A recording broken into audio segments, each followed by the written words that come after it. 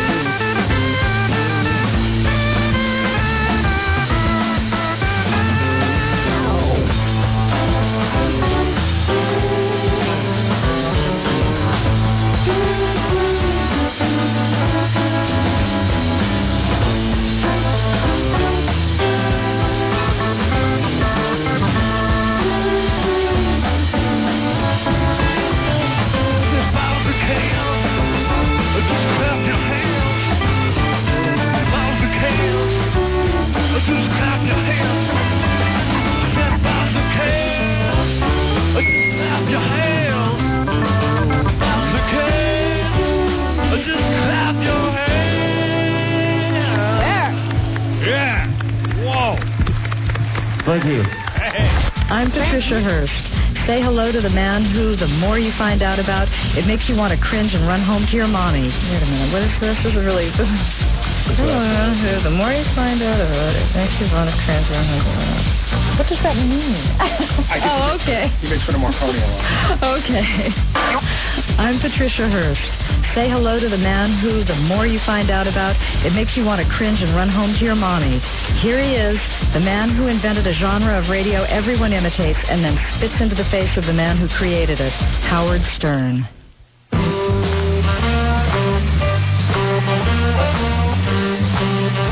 Thank you, Patricia Hearst. And now, what's happening? Oh, yeah. Man, I was sleeping beautiful this morning. I swear to God. I was in a coma. And that damn alarm goes off, and I realize I'm back to the hell that's my life. God. Oh, I hate that noise. World's worst noise.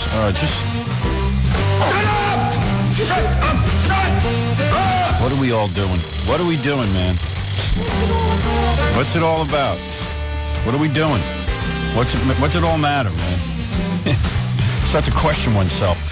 Hey, everybody. Okay, look, I've got to take a little break, and then I'm going to get the show going. We got a couple of guests coming in. Got David Rothenberg coming in. You know who he is? Remember his dad burned him up? Remember the kid who was in bed? And his father came home and burned him up? And he lived? He's coming in. No, he wasn't home. He was in a hotel. Oh, was he? Yes, he was visiting his father. Great. Father should be dead. I'm sure he's not.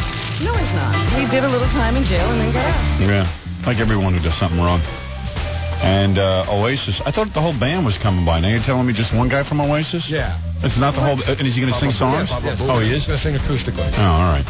You know what I just heard about David Rothenberg from one of the interns in the office? Yeah. He saw him in the tabloids with some sort of model girl that he was dating. No kidding. Oh, so you can parlay that, dad burning you into getting hot chicks. I don't know, man. I don't know. That could just be a setup. Well, we'll find out. It's pretty hard to get hot chicks when you're all burned up. We'll see. Yeah. All right. Anyway, and then Sean Young was going to stop by today, but she's not coming until next week. What happened? Sean Young, I met her over in France. The actress? Yeah, she's coming in like Monday or so. We had a little, I don't know. She was running around in a Batgirl outfit. Not at you, when you, she used with you. No. I met her and then like we kind of hit it off, so I told her to come in. You hit it off? Yeah, we had a whole thing going on. Okay. All right, okay. Anyway, so we'll be right back. I'll tell you everything that's going on right after these words. Howard Stern's nationwide radio show. Howard Stern. Monkey Love with Howard Stern. Many of these statements will offend and disturb, but it's important that we listen to them together. You're listening to The Howard Stern Show. It's not just another K-Rock. 97.1 The Eagle. 6:14 at The Eagle. This is Brad Baxter. Eagle. It's 6:18 at 97.1 The Eagle. Howard Stern. Friend to the handicapped. I went to New York. I met Howard. The first thing that came out of my mouth was, "Whoa, who doesn't do your hair?" This man asked me some of the most absurd questions that I actually thought I was lip reading wrong. He seemed very interested in your personal life. He kept asking me, "Are you dating? Who are you getting it on with? Are you married?" I said, "No, Howard, I'm deaf. I'm not dumb." We agree with whatever you garbled, Kathy Buckley. Thanks from The Howard Stern Show. So, speaking of garbled words, I'll be using those all morning. Hey now. So, the funniest story I found in the newspaper this morning, and there's a lot of people waiting to get on the phone, so I'll do that in a second, but the funniest story I found in the newspaper this morning is that, aside from James Earl Ray, the guy who killed Martin Luther King, trying to get a liver transplant, which I think is kind of funny. I mean, that just doesn't make any sense. Guy's in jail for life. Let's end it now. I mean, what are we going to do, drag this out? It's weird when a guy wants to live and he's been in prison his whole life. But Doesn't it say prison's too much fun? I mean, really, what does that tell you about prison? Not an ad for... Yeah, this is, evidently prison is a lot of fun if you want to live. Really, man. So the funniest, this is not funny, I mean, it's just weird. So, it's a special ed school in Brooklyn. Did you read this? I knew this was what you were going to talk about. Yeah, there's a special ed school in Brooklyn, and the teacher fell asleep. Substitute teacher, She's like, what does she care? Falls asleep, and I guess they were using a Polaroid camera in the classroom for some kind of teaching Not aid. a Polaroid. It was one of those portable, It's a Polaroid camera. No, disposables. Brooklyn Grade School uses a Polaroid camera. Oh, really? Yeah. Because I thought it was a disposable camera. No, it's a Polaroid camera. We got the pictures right away. What? We got the pictures right away. Yeah. So they were using a Polaroid camera in the classroom, and the teacher fell asleep. Stacy Glassman was the teacher. Yeah.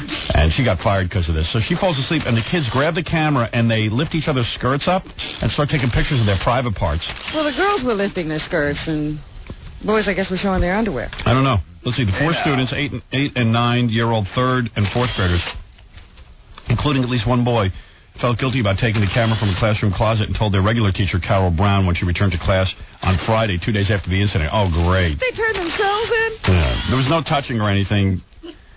There was no sexual behavior. They just took pictures, Crow said.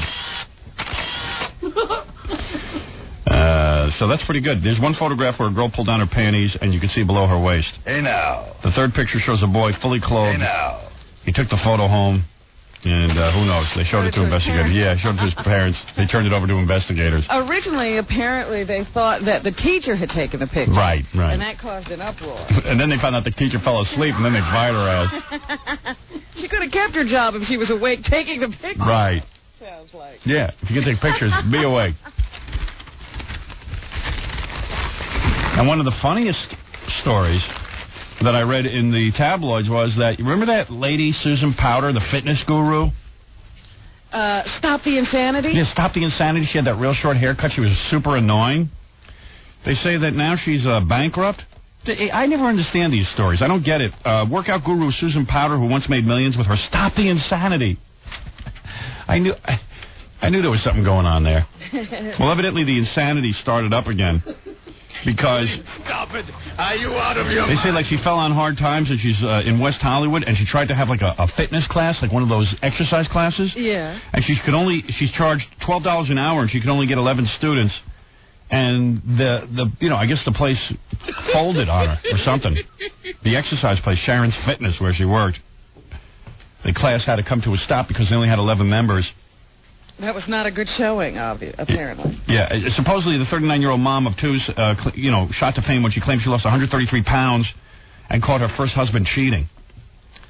And then everything took a nosedive in 1993 when she raked in $110 million for her book, her videos, syndicated talk show, and infomercials. Now, how can you make that much money and fall on hard times? Something tells me she didn't make the money.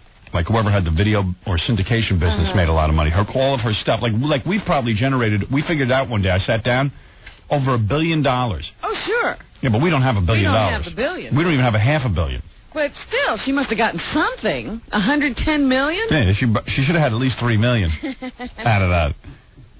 Her talk show folded 2 years ago, and she filed for bankruptcy. Her second marriage fell apart, and now even like that blonde buzz cut she had, she dyed it black and. It says in the article here she barely has any muscle definition and her stomach is pouchy. And then there's some guy in this article is calling her a fraud, saying she's not even certified to be an exercise therapist. But big deal. The ones that are certified. Like what is that? Yeah, you know what certification is? A week's worth of training somewhere by some dude. Somebody teaches you a few jumping jacks. Yeah. And you're off. Yeah, and then you're off with a license. License to kill. So there it is. I thought that was kind of weird, And then, you wonder what happened to her, because she was everywhere for a while, and now you don't see... I mean, she even had a talk show. Yeah, supposedly. Then the other weird thing is that Bryant Gumbel... This is something... Like, I'm reading the tabloids because I'm so caught up with the Kathy Lee thing. I have to cover that. But I do. I have to. I mean, who's going to cover it if I don't? Yeah, because everyone's now backing off it. They're like, hey, I don't want to talk about it. But Bryant Gumbel, this guy's amazing, man. Here it is. Bryant Gumbel caught in hot weekend with sexy blonde. Now, this whole Kathy Lee, Frank Gifford thing is like completely out of control. Bryant Gumbel, they got pictures of him with a sexy blonde, And, like, his wife doesn't do anything. Well, I guess that's why he's not in trouble. Bryant and wife June have been married for 23 years and have 2 children. And his wife's no slouch. I mean, that's his wife in the picture. She's pretty hot. Mm-hmm. Look at it. Married X-Today host Bryant Gumbel spent a weekend in Chicago recently with a beautiful blonde, whom a source says he's known for nearly 2 years. Incredibly, Bryant's companion is a dead ringer for Michelle Wharton, the California beauty he was caught romancing in the past. You feel like you want to talk to Bryant because you want to know how he gets away with it. I want to interview this man. I want to interview him. He's living your life. Yeah. I want to interview him. You know what it is? He cheats and he doesn't lose his family. I think he just does it. And, you got to go out and just do it. But how do you make your wife take it? I don't know. Everybody's sitting here wondering, poor Frank, how, what he must be going through. Frank Gifford. And it just seems that Bryant is unscathed. I know, Kathy Lee's really busting his balls. I don't know. Well, maybe the wife goes out and has a couple of little flings, too. So like maybe following her. Yeah. We need someone on her. That's amazing. Yeah, he's pretty amazing. We know his brother. What's the brother's name again? Greg. Greg Gumbel. Sorry. Couldn't think of it. We know his brother. What's his name? We're good friends with him. What's that guy's name again? I gotta get Greg at least on the phone and ask him what goes on. He'll never answer these questions. I know. I mean, there's like a moratorium on speaking about Bryant. Yeah, it's unbelievable. The couple's latest rendezvous began on Friday, May 16th. It's all right here at the Four Seasons Hotel. Star Reporter was in the lobby lounge when Bryant entered the hotel bar. 7:45 p.m. Sat at a back table. Hillary arrived 15 minutes later, seductively dressed in a clingy strapless black top and long matching skirt. Bryant had a few drinks and then took the elevator to the 38th floor where he was staying in the corner suite. Hillary followed 10 minutes later, stopping to primp herself in the hall mirror. Wow, they watch everything. Yeah, and, But I mean, he's obvious about it. I mean, you don't go down to the bar and start drinking and then go up to your room with a chick. Well, but he didn't go together. I mean, they tried a little bit of a separation. He leaves her there and goes to his room, and then she follows 10 minutes later. They just don't realize there's a Star reporter watching. All right, then the Star confronted them, okay? And the guy goes, this past weekend we witnessed you, this is he confronted the girl, we witnessed you going to Bryant Gumbel's hotel suite and spending most of the weekend in his company. Would you care to comment on that? The woman said, I do not. That was the end of it. End of story. No, thank you. Yeah. Wow. I guess Bryant gets women who don't talk, like the Susan Johnson provided details. Yeah, well, she videotaped them. So Bryant's girls don't speak. Yeah, and it's cool. Like, here's a guy just taking pictures and stuff. Yeah, they're there. Hey, look, man, well, everybody has, like, a different marriage, Like, some marriages you can get away with that kind of stuff. Like, the woman understands and, whatever. I don't know. Let's go to the phones. You're always so sure the woman understands and is not miserable. Well, who knows? I mean, you assume. I assume that they're miserable. Yeah. Jim, you're on the air. Jesus, is this you? King of Kings? Oh, no. Hey, here's another guy that thinks I'm Jim. King. What could I do for you? I just wanted to thank you. You made my weekend. You were kind of, and I know, Jesus, that you do visit Scores now. Yeah, because I go to see sinners. Saving souls. I was over at Scores on Friday. Yeah, you never even talked about it. I figure something bad must have gone on there. It was awful. It was a den of iniquity. So I keep my mouth shut. No, it was good. We had about, it was just... How many guys? Was Stuttering John's bachelor party, maybe 10 guys, and... Was Stuttering John there? I'm not sure. I didn't say one word to him. Was he there? He might have been. No, I think he was. It was perfect. Yeah. Really nice to me on the way out. And I know some of the guys who used to go to Scores and be pissed off, and they're like, hey, how come I don't go to Scores anymore? Because you know what? I can't go there with 25 guys anymore and expect Lonnie... You're going too frequently. Yeah, exactly. So I hope everybody understands, and what can I do? Yeah, they'll have to get their own school. Yeah, I mean, I can't go in there anymore with 25 guys. Lonnie was starting to look at me like, hey, you're a real leech. I mean, we know you're a leech, but you're too much of a leech. Costing us a fortune here. Anyway, so we went over there. Yeah, so what do you want to say? I just wanted to say thanks because you were on the way out. You were like, you took the time to say hello and. He was there. Oh, I saw you. Right, that dude that was out there. Yeah. Yeah, you were very gracious, and I don't know why people think you're a dick because you. Well, I'm a dick for a lot of other reasons. Well, no, I don't think so. Yeah, I remember you. Yeah, there was a guy out there. Had him arrested. Yeah, the crowd was huge out there, Howard. You got a big following. Yeah, okay. Thanks, man. So, anyways, did you get it? Did you have a good time or what? Yeah, I had a good time. I always have a good time when I'm at store. I was there I got there about 1 o'clock. He was there till 3. Yeah, I got there about 1 o'clock, and I was there till about 3. Yeah. Yeah. And how many girls to the guys? Well, big discussion how many girls there should be. Let's see. I would say there were. I don't really even know.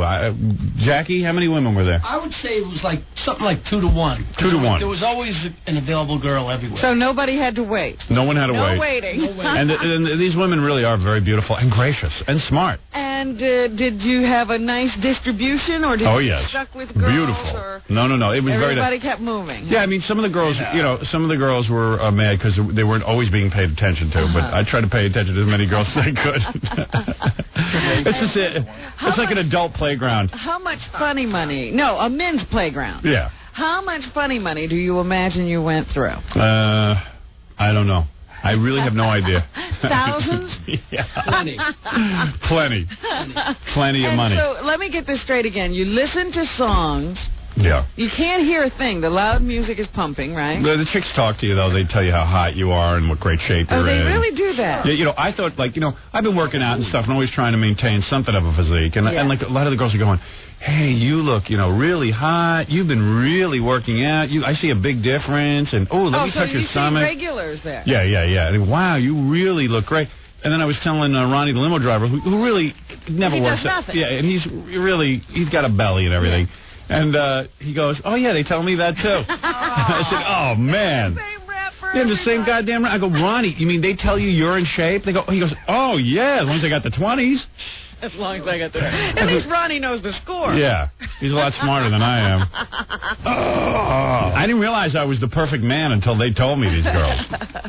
And I'm the hottest guy, and they wish I was single so they could make love to me, and, all that stuff. Somebody was just telling me a story about some guy down in Philly who killed his wife because he fell in love with a stripper. Right. And he had bought her cars, clothes, jewelry, and all this stuff. And she had a boyfriend. He didn't even realize. Dope. He's listening to all this stuff. Yeah. You probably never slept with him or anything. Nothing.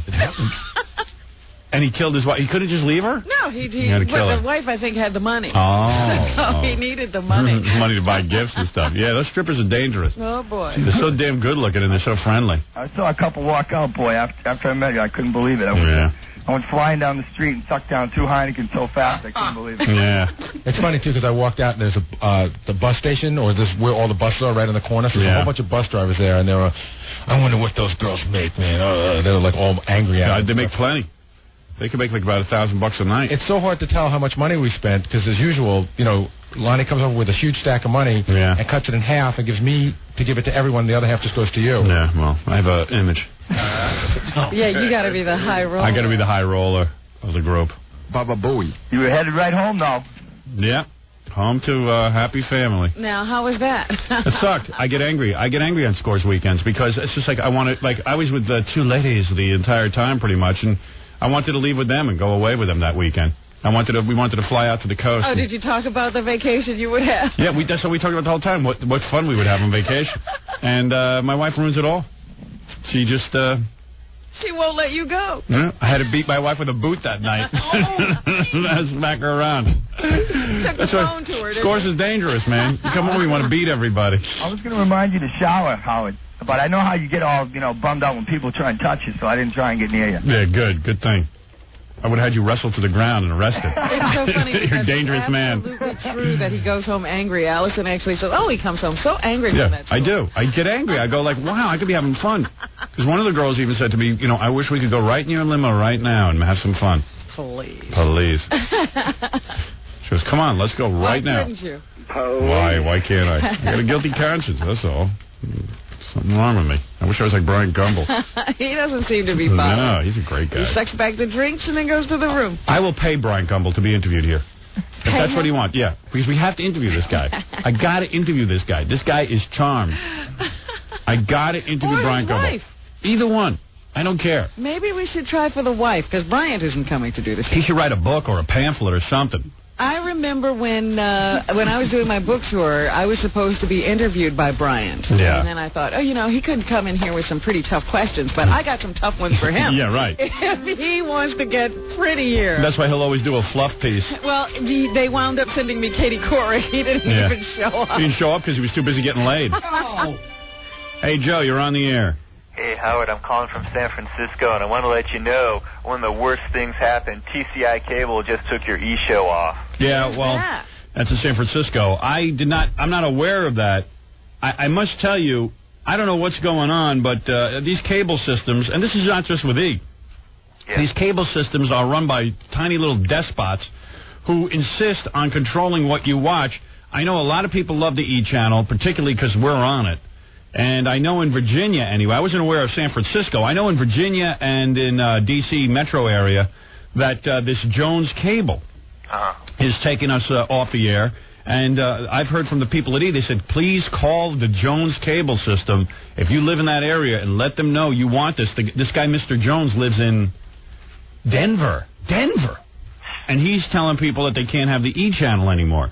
In fact, Billy Paul was in here yesterday. He recorded a song about this. You want to hear it again? Sure. Me and E and Mr. Jones? I kind of like this. It's E and Mr. Jones. I'll interpret. Some of the lines get a little garbled. Yeah, baby. You could go to the bathroom during the intro. It's huge. Yeah. 65 degrees, baby. Some talk-up you'd have to do for that. Yeah, a little bit of E and Mr. Jones now for your listening pleasure. E and Mr. Jones. Yeah, baby. E and Mr. Jones. They got a thing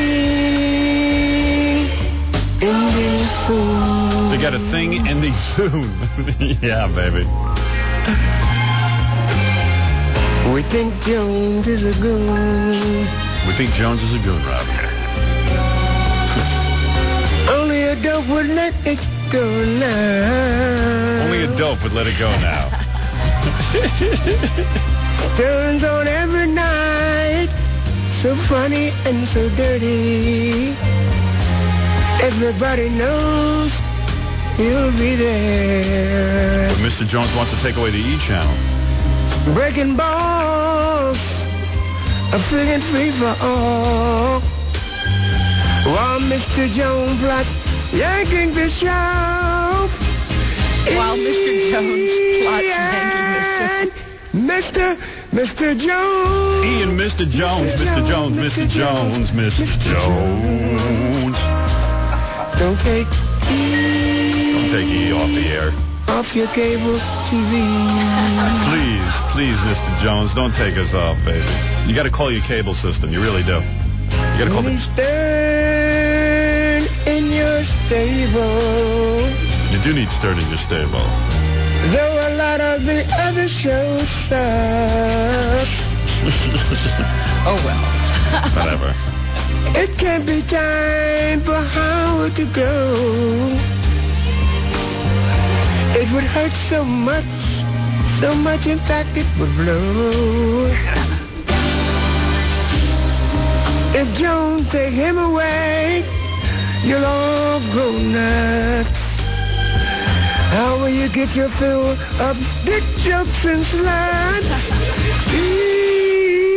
And Mr. Jones, Mr. Jones, Mr. Jones, Mr. Jones. It's all gonna blow up and crap. It's all gonna blow up and crap, baby. It is. He's messing with the wrong dude.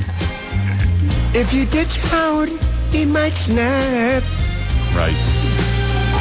You better be careful if you cancel me. So you can understand a lot of the words. Keep E and Howard going on. What was that? Keep E and Howard going on. Thank you. Oh, don't you change a friggin' thing. He's a media king. And he'll continue to rule like he rules now, like he rules now.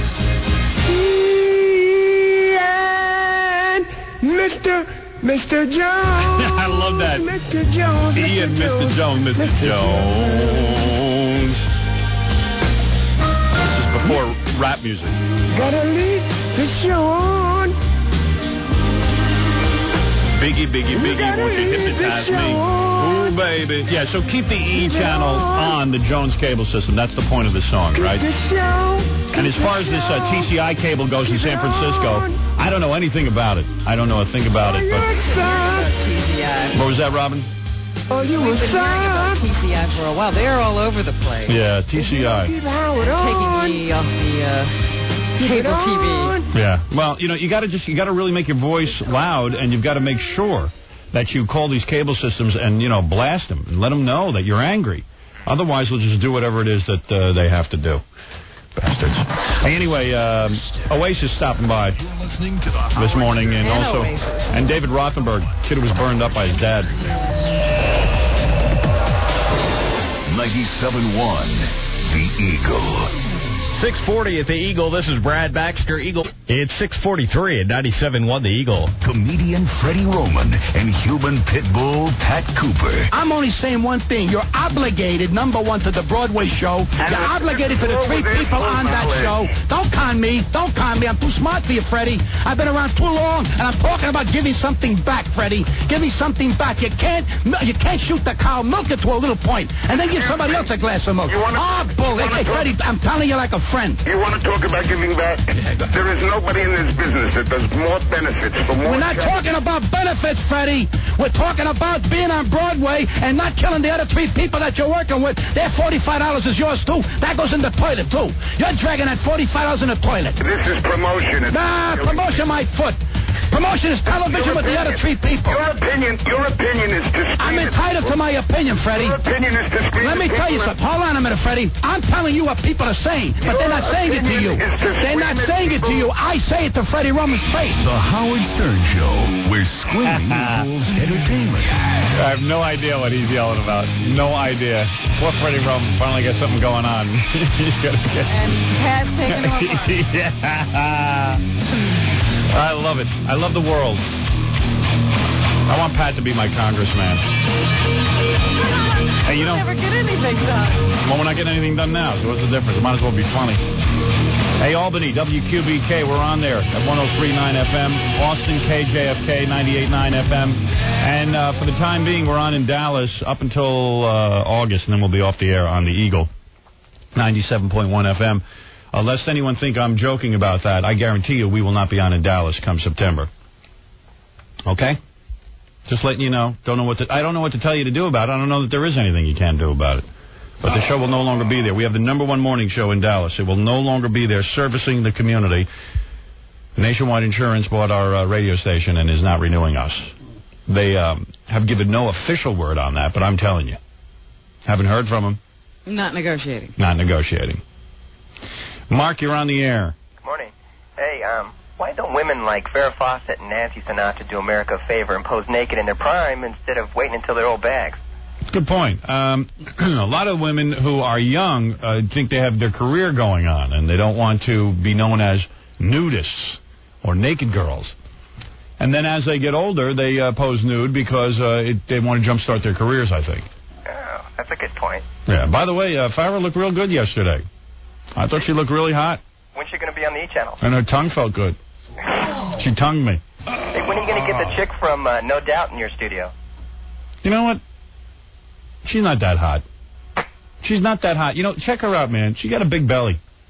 You know how she's always showing her belly? Yeah. Check it out, though, man. She got big hips and a belly.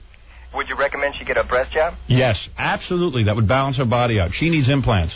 Yeah, that would be nice. That would help. Okay, well, take care. Thank you. She's not that hot. Well, she's awfully hot according to the polls.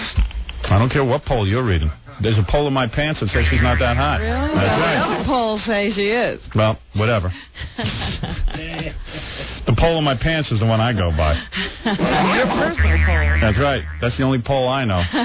Don't get me wrong. She's a good-looking girl and everything, but she's not all that. She's not all that.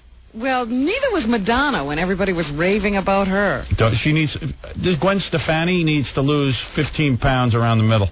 She needs to have some lipo on that belly. Don't be showing your belly off unless it's in real top shape. You don't see me showing my belly off, Robin. Ed, you're on the air. Hi, Howard. Yes. Last night I was at a fundraiser, and they had an auction, which you and your whole crew there signed your book and a poster. I bought it for $1,000. Oh. Went to a great cause. All right, what was the cause? It was AmFAR. Yes, I'm obviously a big selling point at AmFAR. Secretly, I am donating. Behind the scenes, you are very involved in charity. My charity work is known throughout the show business community. It's just that the public is never made aware of it. I'm glad you called. We got into a bidding war starting at about $150. Yes. Wow. I was going up against this old man. Well, good. It's a good cause. It was a great cause. I wonder what that is. I was standing around yeah, what is that? People who had been Is that AIDS? Is that an AIDS thing? Yeah. It is. It's. Hi, you're on the air. This is Frank. Yes. Hi, Howard. Yes. How are you today? I wanted to call you because my son Danny took his life on March 18th this year. Oh, yeah, I got your letter. Yeah. This guy's kid killed himself. Was a huge fan of our show. What was the kid? How old was he? He was 16 and a half. 16 years old. Yeah. And the kid was a huge fan of the show. In fact, had written a letter to me before he killed himself. Really? That's correct. And did you respond? Absolutely not. He didn't send it to me until after his death. His father sent it to me. You're kidding. No. What did the letter say? He said how great a guy I was and how much he loved. He saw the movie, didn't he? Yeah, he saw the movie with me 4 days before he did it. Oh. He saw it twice. Yeah, and then his dad was in radio, and maybe that helped him get back into radio, this kind of thing. And why did he kill himself? You know, we don't know, Robin. We never know for sure. You don't know on stuff like that. Some people are unhappy, you know? Yeah. I mean, was he depressed? I mean, you knew? Yeah, he was depressed. Yeah. He had acted it out a couple of times, but the incredible thing What do you mean he acted out? You mean he tried it in the past? Yeah, he had tried it in the past. Like, what did he do? Well, he had taken some drugs once, some of those Rufinols when he had... Roofies. Yeah, date rape drug. Yeah, right. I wonder what that does to a guy, a roofie. Well, it does the same thing. It's just nobody's there raping him. Because I keep taking them and no one rapes me. I think that... I take multiple roofies every night, and I swear to you... Since you sometimes can't remember, maybe something happened. Yeah, would you rape me next time I take those goddamn roofies? So he took multiple roofies? He took some roofies. He took 2 of them. All right. And he made it through that, and for about a year and a half. Yeah, but a guy taking 2 roofies doesn't sound like he wants to kill himself. Yeah, right. I thought he was just acting out, and trying to get attention, like a lot of parents would probably think. Yeah. But I guess the message that I learned is that when a kid says, Dad, what would you do if I did that? And he said that a couple of times. Yeah. Again, I thought he was trying to get attention, but when a kid says that, I should have listened. Nah, don't beat yourself up. You never can tell. You never think your kid's going to do that. You listen, you did the best you could. You sound like a reasonable guy. You didn't beat him or anything, right? Never. You didn't molest him? Never. You never pulled down his pants and fondled him? Never. Exactly. Never. And believe me, I used to propose that stuff to my parents all the time. Yeah, I used to say to my parents I was going to kill myself. My father said, go ahead. See if it bothers me. Imagine if I really did it. He would have... Yeah, he'd have then felt very guilty. Yeah, real guilty. Wouldn't have missed the meal. I know my old man. I used to say to my old man, I'm going to kill myself. And I said, I need a psychiatrist. And he'd say, you need a psychiatrist? I got a psychiatrist right here. It's in my hand. And he'd take his fist and he'd start threatening me with it. And he'd try to punch me. Shut up! Sit down! My father said, here's your psychiatrist. This will straighten you right out. I used to tell my mother I was going to hang myself in the bathroom. Yeah, so you never know. Every time she had to use it, she'd remember. Right. Every time she took a dump. I'd haunt her. Right. So how did he do it? He hung himself. He did. Oh, and Robin. Well, what was... What are you going to do? Listen, man, it's torturous. I mean, the rest of your life, you got to live with that. Do you have other kids? Yes, I do. It doesn't help, though. No, I'm just saying, at least he wasn't the only one. No, but there'll only be one Danny, Sure. Right. Yeah, for me. But he loved you, Howard. You were his star. I know wherever he is now, there is that place. I know. I read his letter. It was very moving. Really? Yeah, he was a real big super fan. He was just into it. Yeah. I think he had read the book, right? Yes, he read both your books. Right. Wow. So I'm glad that he could be on your show in one way. Yeah, well, sorry to hear what happened. Yeah. What's the story? You really want to get back into radio? Me? Yeah. Not right this minute, I guess. I guess he wanted you to be more like me. Yeah. He wrote in the letter, my dad was in radio, and he didn't get the breaks, and... Yeah. He made me go to the movies so I could get to know the real side of you. Yeah. Yeah. Right. But you're a good guy. If you ever got to know the real side of me, you'd be terribly disappointed in someone in Danny. I'm a real jerk off. But okay, cool. Thanks, Howard. All right, man. Thanks, Robin. Bye. If you ever got to know the real side of me, you'd hang yourself too. I'm telling you. That's how bad I am. Yes, Robin. You take care of yourself. All right, man. Sorry about Danny. Okay. All right, man. Wow. Take care. That's a Sorry. heavy duty Yeah, that's real heavy. The guy's kid was a nice kid. Wrote a nice letter, and it's a real shame. This guy's broken up about it. Well, what are you gonna do? How could you not be? Well, now we're all bummed out. Yeah, please, nobody call up about stuff like this. I don't want to hear about it. Especially my fans. I don't mind if it's like Rick D's fans. Yeah, why are our fans knocking themselves off? Yeah, why aren't Rick D's fans killing themselves or Imus? Those are people who have nothing to live for. Or Imus's 3 fans. Our problem is we have too many fans. Too many potential suicides. That takes balls to kill yourself, though. God damn. Yeah, especially to hang yourself. You know how people say, like, people kill themselves are cowards? I don't think that way. No. I mean, can you imagine? You can't even cut yourself. You couldn't prick your finger right now just to get a little blood. No, couldn't do it. Love myself too much. Afraid of pain. All right. Scott, you're on the air. Yeah, good morning, Howard. I just wanted to let you know that TCI cable's really killing you. I'm from New York originally. I'm living in Miami now. Right. And they cut you down here about 3-4 months ago. Yeah. And I refused to pay my bill for it, and they cut my service. And they're sending me nasty letters. Oh, no kidding. Yeah. You said, hey, look, unless you put the E channel back on, I'm not paying my bill. Let me tell you something. If in the Washington area and in the Virginia area there, Jones Cable, if every one of those people who wanted the E channel said all of a sudden we're not going to pay our bill, holy mackerel, they put it right back on. Yep, I'm getting a cable because of it, but I think well, you might as well just pay your bill and accept it. it's the only way you can take a stand with things like that. Because I couldn't live without cable. I know. What else are you going to watch? I know. I'd kill myself. Now, then I'd kill myself. I love television so much. I was watching Babylon 5. I taped this weekend. Cool. And Keith who taped it for me. Keith, you got to tape the whole show, baby. What did he do? He Cut off the end? Cut off the last 10 minutes. Oh, no. That's the worst. I'm freaking. I hate it when you don't get the end. If anyone's got Babylon 5 from this past weekend, please, God bless you. I mean, it's ridiculous. I was watching it with Ralph yesterday, man, and then we just got cut off. It was really a snag. Yeah, that's awful when you don't get the end of the show. Yeah, it was bad news. Howard, I also had a suggestion for your 1-800 number if you're interested. That's all right. Don't worry about it. That's another annoying thing in my life. Thank you. It's a good one. I don't want to know. I got a million good ones. Pete, you're on the air. Hey, Howard. What is the utmost Jenna Jameson movie you can buy if you were going to go and buy one? What do you mean, utmost? In terms of pure sexual content. Well, listen, I'll tell you something. I've only seen one of Jenna Jameson's porno videos. Despite what you may think, I'm not a total freak.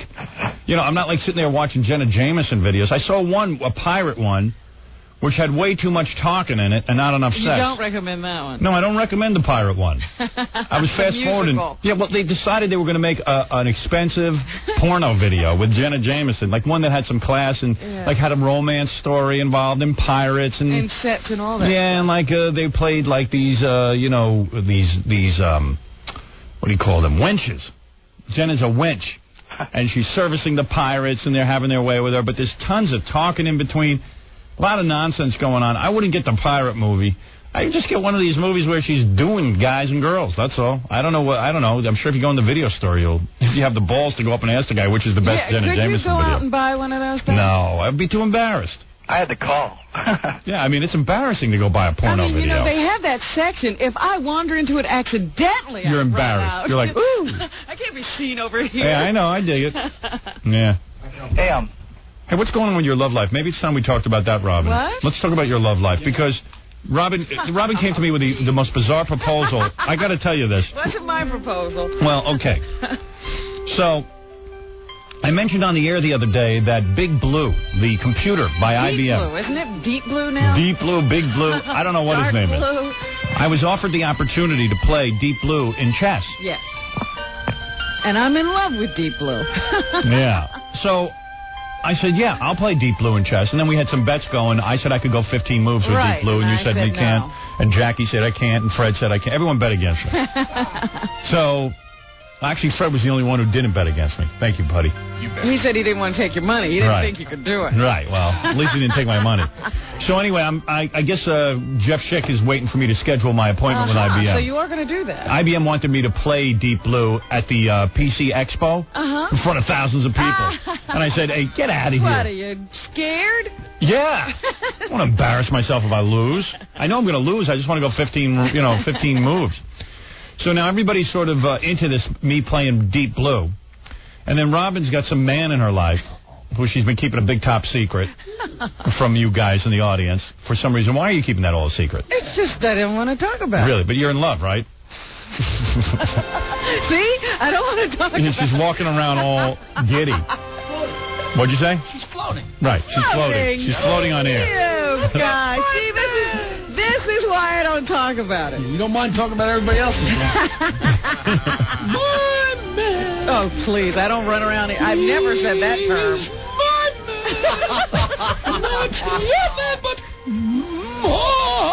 So Robin's floating on air. Right. I've never seen you like a giddy schoolgirl. Sure. I mean, it's ridiculous how much you've changed. Oh, right. You get a little meat in the can. Do and I sound like I've changed? You get a little bit of meat, and right away you're like no woman. What'd you say? She does? Oh, I thought Gary chimed in. He did. Oh. He did? What What is he doing? Both on living room. Couldn't get in here quick enough. Totally changed. I am You are so happy. It's scary. You haven't yelled at anybody in 2 months. What? You're so happy. You're so different. Please. You are so ridiculous. What am I ridiculous? You want me to yell at you now? Oh, my, what a wonderful day. You know what? I love you guys. You make up there. We're not making this up. You're in a great mood. Who cares about the weather? As long as we're together. You know, I haven't yelled at anybody in years, months. But in general, you've been in a better mood. Of course. You're happier. Right. You don't see yourself being happier? You come in during breaks. I think I'm the same as I've always She comes in been. during breaks and she'll make these like bizarre announcements like something she did last night, and she'll just laugh. She'll just laugh so hard about it. Wow. Remember the time you came in and you said, if I can say this, I don't know, maybe I one day might end up getting married. And then you just laughed. Yeah. And then you just walked out of the room. Am I the only one who saw this? Yes. I think maybe I'll try it. And there's the laugh. If I said it like that, it must have been funny. So anyway, all right. Believe me, that'll wear off. I'm just going to keep you under lock and key until all this wears off. Thank you. So Robin comes in the other day, and now talk about bizarre proposals. I've never heard one like this. Robin says to me, now this is funny. How good a chess player are you really? And I said, I'm going to be honest with you, Robin. I don't think I'm too good. I'm a little rusty. There was a time in my life when I was in my teens that I was pretty good. But I haven't played for years. And I'm okay. I mean, I'm not great at all. In fact, I'm rather dopey. You know? You know how you're supposed to think? That's what I figured. You know how you're supposed to think 5 moves in advance? I've never thought 5 moves in advance on anything. Okay. Period. My life. Chess, nothing. My marriage. Basketball, yeah, certainly anything. not. Yeah. There's nothing 5 moves in advance. So, if I did, I'd be a lot further in life. I wouldn't be sitting here at this dopey microphone. So, anyway, she says to me, how good are you in chess? And I said, well, I'm really not that great. She goes, oh, then forget it. And I said, well, what do you mean forget what? What's the proposal? She says, well, why don't you see... I said, well, you could have had a chess game with some real consequences. Yeah, now tell everyone what the consequences are. Oh, I can't. That's All right, I will. I couldn't say it All the right. other day. Didn't you almost fall down? Yeah, this is unbelievable. Wait till you guys hear this. You got to hear this. Because she wasn't kidding. She says, this guy I'm seeing, she says, he wants to play you in chess. I said, yeah. I said, well, I'm not that into playing chess. I mean, if he wants to play chess, I'll play him if it's that important. We go, no, but there's real consequences. If you win, he will marry me. I said, what? And what if I lose? Nothing. He won't marry me. I said, whoa. Now, I'm willing to play this guy for those kind of consequences. I mean, what do you got to lose? You want to marry this guy? To lose. Do you want to marry him? I don't know. See, nobody's asking. I don't know. Right. Well, you must really be in love. Why do you say that? You want to marry the guy after all of this. Oh, I see. But it sounds like to me you want the proposal. Oh, yeah. What a way to get married. Whether I beat your boyfriend in chess? That's romance. That is romance. It is, though. That's wacky romance. Jackie said, well, she really does give her all for the show. Yeah, everyone was no more impressed. contest here. Wow. Yeah. It's like Do you the want days me of to? King Arthur. Do you want me to play this guy? Sure, why not? It would be funny. I said to myself, what am I doing? This would be great for the show. Now, if I beat him, now he's supposed to be some great chess player, though, He right? says he is. Right. What do I know? Who I don't knows? know how to play chess at all. Yeah, you know, that's like a pissing contest. Who knows until we get the guy in the saddle? So you're telling me that if I beat your boyfriend in chess, he will have to marry you? That's what he says, yeah. Right. Then we'll play Monopoly to see how many kids you're going to have. Yeah. I can tell you that right now. 0? There you go. You're not going to have kids. That's right. You do not want to have a child. But who knows? I mean, you said you'd never get married, and now all of a sudden you're talking chess games and marriage. I never said I'd never get married. Really? I could have sworn you said. See, I don't know if you even believe you've said that. I could swear you've said you'd never get married. Nope. I never said never. Are you guys. You're going to ruin your life if I win this chess game. And I would never ruin my life. Now, let I me ask you would something. always fix my life. How much pressure am I under to win this? I mean, do you really want to get... Not at all. Yeah, I mean, I'll what play are you the guy. going to do? To now bone up? You No, I can can't get an possibly. I can get an earpiece, and I can be coached by Big Blue. I don't want you cheating. Right. He'll probably beat me, though. Didn't you say he's like one of those speed chess players? And Yeah, he does that. He used to have one of those boards that had 3 different levels. Oh, and he'd be Jesus. playing Don't forget it. You ain't getting married. You're going to be a spinster. He's that confident, I guess, that he would win. Maybe. I don't know. I'll play him. When do you want to do that? No, well, shouldn't I play Big Blue first? Yeah. No. No. Yeah, who cares? Who cares about Big Blue? The warm-up, if anything. All right, do you guys think I should play this on the air? Because chess is kind of boring on television. I can't imagine what it's like on radio. But, I mean, imagine if the consequence is that Robin's going to get married. That's right. Now, That's that why I said, well, there you got something compelling. You stick with every move. Yeah. It can't be boring. So I'm going to sit here and play. You see, that's a lot of pressure for me to play a guy on the radio in chess because, where you know, do you want to play now? because I would rather sit and think. Otherwise, I got to keep the show going while I'm playing the guy. You dig what I'm saying, don't you? Sure. So now you're going to play somewhere else, and then we could play back the results. Yeah. Because we could set it up like one of those real chess tournaments. Right. And have, like the big board and somebody moving the little things Yeah. and a guy announcing the move. I mean, I would do it right on the radio because it would be cool to know whether or not you're going to get married, whether you're going to get married or not. Lord. Okay, all right. I know you're upset, but... Maybe we could play the game at scores. Have his bachelor party all at the same moment. Can I ask Howard? Yeah. Obviously, the marriage thing has come up between them. Yeah. Who wants to get married and who doesn't? Like, I can't figure this out because it sounds It's like not Robin wants to clear. get married. yeah, it's like, so if he can beat me in chess, then I'll marry you type thing. I mean, that is a little frivolous. You got to admit that's crazy. That's very frivolous. Right. But I'm a frivolous person. So you're the you one that want- wants to get married. So you want to get married? I'd like to try it, sure. It would be interesting to see me married. You're going to mess everything up. What the hell that is? What a mistake. So I What a can come in mistake. and complain with you guys. Oh, don't do it. Don't do it. You have such a great life. I do have a great You life. come and go as you please. That's right. You do whatever you want. You go to sleep whenever you want. You do everything you want. You can order out food. You can cook. You can do whatever you want. Yes. You have complete But freedom. I don't think I would ever lose that. Oh. I don't think so. Grab that piece of tape there.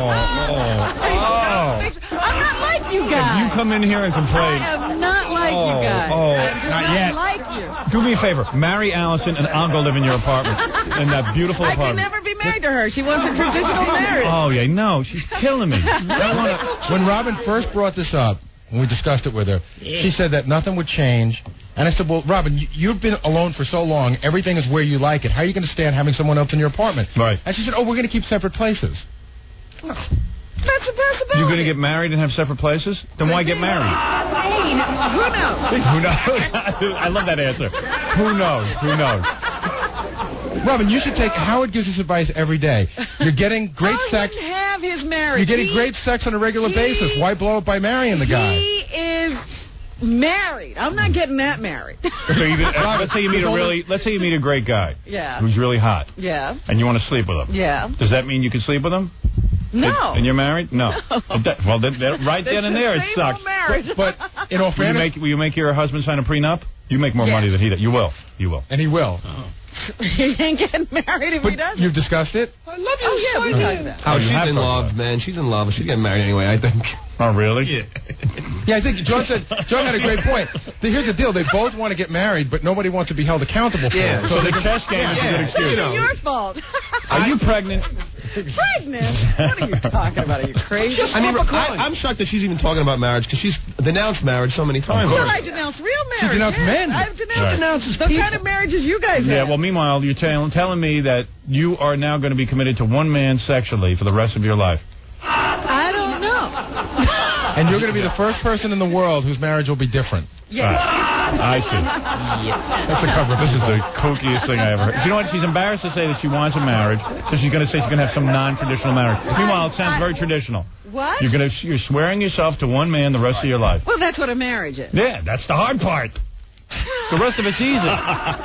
That's the sucky part. No. Like my wife goes, it's so great, the two of us in bed, and we know, each of us, we can trust each other. I'm like, I was like, But see, the difference between you and me is that you've never known the other side. That's true. You're lonely. See, no. It's not that I'm lonely. It's just that I've been single for 40 years. And it's been horrible?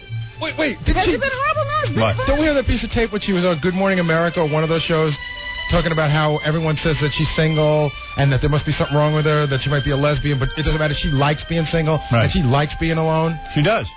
But now she's liking being married. But Jackie, fix that light, will you? Thank you. She's in love. I didn't say single was a deep in love, permanent state. I said all right, let's get back on track. There's nothing wrong She with liked being single when she was single. Now she's ready to be married. That's the bottom line. And now, I did it longer than any of you guys. And now what I need to do, longer, I don't think I've ever not been married. That's right. That's what I'm saying. Got married when I was 19 with the same woman. Sick of it. Got to let me go date. I'm ready. I'm ready for the dating single theme. This whole thing is just very funny because it's very un-Robin. That's right. It's very uncharacteristic. It's not her at all. She's like giddy with something. Something's going on. She's getting it. How soon before she's having kids? She's getting it. What? How soon before she's having kids? 1 year. What's the matter with you? I swallowed some saliva. He's going to vomit. My trachea took on too much. Well, why are you going to come on here and with your trachea? And why are you trying to talk while you're choking? Yeah. I just wanted to get it out before I went to fit. Douchebag. So, all right, let me get this straight. Have you talked to your boyfriend about this since... It was his idea. He kept bringing it up. He brought it up the first time you talked about it, and I said, you're out of your mind. All right, here's what I got to do. He brought it up 2 or 3 times, and so I said, what the hell, I'll tell her. He's obviously a high-level chess player if he's playing speed chess and all this stuff. Have you seen him play? I told you I saw that board with the 3 different levels. A 3-dimensional chess and every once in a while he'd walk by and make a move. Oh, so who knows? Maybe he doesn't. You know what? Maybe he doesn't know what he's doing. He'll beat his ass. All right, I'll give this a whirl. I would like to. Don't depend on me though to get this marriage proposal. I'm not depending on you for anything. All right, I will try it. You could beat him, and I could turn him down. Right. I never know what I'm going to do. You will not do. turn him down. You are obviously in love. All right. Right. I will give you away, I suppose, at the wedding. Who's having a ceremony? You're not going to do that. You're so non-traditional, you will not have any friends or ceremony. I have no idea. I see. You haven't even thought it. First, I got to win the chess game, and then we'll talk about it. Now, if I lose the chess game, does that mean that you will never get married to this guy? I don't know. I see. I bet by the time we get back from our summer vacation, she's already going to be married one way or another. Really? Please. You guys are crazy. I wouldn't doubt it. And you're not going to live together. No. That's not. Well, that sounds good. That's not fair. That'd be the safest thing for him. But what's the point of getting married? That you both will be sworn to each other sexually? Yeah. Yeah, I see. Can't you just make a pact? Sure. That's what marriage is. Yeah, stupid. I know that. It's a pact. I know, but can't they just make a pact without getting married? No, because guys don't take it seriously unless they get married. Some guys get married and don't take it seriously. Yeah. All right, I'll play him. Maybe we should just do one move a day on the show until someone wins. That would be cool. That way we can do it on the air. And every day you tune in to hear the next move. Chess players could play along. Okay. It would be fun. All right. Like, I'll make a move and then he makes a move and every day. All right. All right. He can do it over the phone. He can do it in person, whichever way he wants to do it. Tell him he's on. All right. The game starts tomorrow. The game starts tomorrow? Right. All right. I'll even give him my first move. I'll be, what does he want to be, black or white? I don't He's a know. black guy, so let him be black. I'll be white. So, I'll make the first Who move. moves first, the white? White moves Of first. course. Of course. How could I even ask? Yeah. And by the way, there's no advantage in being white. No? I mean, in real life That's there the is. people. In real life there is. I'm talking about in chess. I mean, Oh, you get the first move. right. Yeah, you get the first move, but it doesn't make a difference. Yeah. Well, what would I know? We should run each day's move in the New York Post or the Daily News. Yeah. You know, because people will want to follow this. This is a marriage hanging I on would it. think Entertainment Tonight would run the move every night. Right. Hangman. Right. Robin, one move away from marriage. Well, what? Hey, Gary, do we have a chessboard here? We'll get one. Yeah, give me a chessboard. I'll make my move tomorrow. I should wait till my man. I'll give his first name. Tony is on the. Tony is on the. Victim. The victim. He must be a strong man. Wow. Well, we'll take care of that. Yeah. You'll break him down, though, right? Have you already started breaking him down? Oh, no. I don't break people down. We have no idea because we don't get to see him. We haven't seen him before and after, so we don't know what. I've met him, but not enough to really know the guy. He's a pretty dynamic guy, but Well, Brad and Jackie spent an evening with him, and John. he's a nice guy, but that'll give him 2 years. It's pre-marriage. He's definitely a nice guy. Yeah, well, I mean, he's on good behavior right now. Yeah. All right, I'll play your boyfriend in chess, and if I win, he marries you. There you go. There you go. Well, he'll ask anyway. I'll make him pay. And you will, of course, say yes because you want to marry him. I don't know. You know me, Howard. I don't know until the moment. That's a yes. By the very fact that she brought it up means it's a yes. Right. Listen to This is going to be great. She wants to marry him. After I beat his ass, so much. After I beat his ass in the chess game, he has to then turn to her, and he has to propose to you on the air. Right, on bended knee. On and bended the whole knee, thing. and the whole thing. Get married on the air. Wearing the Musketeers out. You get married on the and you air. get married on the air. We'll decorate the studio. We'll have strippers. It'll be beautiful. Don't worry, leave it to me. My wedding party is strippers. I'll throw the whole wedding. All right, I'll play this guy. All right. No problem. All right, so tomorrow, have a nice big chessboard in here. Give me one I can see. Yeah, get a big one. Get a nice big one that we can shoot and photograph, you know. That'll be nice. It'll be a very important game. Actually, he should set up a whole huge thing Yes. that they can move and, take pictures of. Right. But just one move a day, you'll be going crazy. Well, he'll make a move. I'll make a move and he'll make a move. Believe me, it ain't going to last. No? No. But I'll play this guy. You got to consult your chess books, man. Well, you don't need a chess book. It's either you know how to play chess, you can't look it up in a book. You're going to be barraged with help, I don't know. I don't want help. I'm going to beat this guy fair. The only thing, Howard. Confuse him. Right. You and you and Tony can go home and punch in the computer the moves, and the computer can help you. I didn't think of that, but I'm not doing that. He has to be on his honor, and I have to be on mine. Is he honorable? Yes. I don't believe it. So you were talking about Robin being giddy about this? Oh, Yeah. here we go. Yeah, go ahead. What? It must have been like the first or second day after it all happened, I guess. Yeah. I'm going to shoot you. And what did she do? You die. And what happened? It was funny. Come on, it was funny. Yeah, go ahead. What happened? She was so giddy. No. She was so happy. Yeah. She said, I have a boyfriend.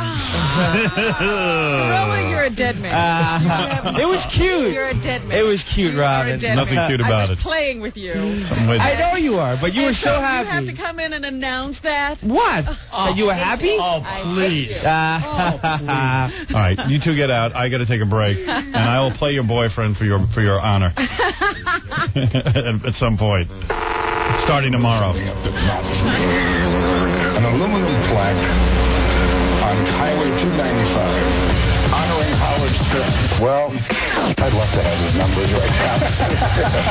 I know what you're saying, but I still don't like it. 97.1 The Eagle. 7:16 at the Eagle. This is Brad Baxter, Eagle. It's 7:22 at 97.1 The Eagle.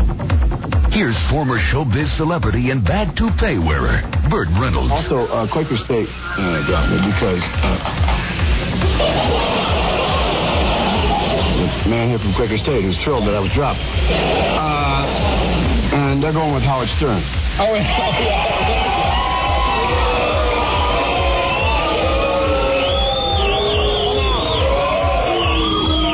He's going to to squeeze the oil out of his hair for the car. Thanks, Bert, from your friends at the Howard Stern Show. Bert doing hair jokes. Interesting. Jackie Penthouse joke page Martling, Sergeant Pecker, and the Joke Man reached 78 wild minutes. Only $12 plus $4 shipping and handling. CD or cassette, buy two, get one free. Call 1-800-323-KING. And Saturday night, June 21, a rare Jackie live appearance at the Listener Auditorium in Washington, D.C. For information on raunchy jokes, visit JackieJokeman.com. You know, I was reading about this guy, Matthew Perry, the guy from Friends, who was in rehab. Yes. But he's in pussy rehab because he just, he's addicted to, like, painkillers.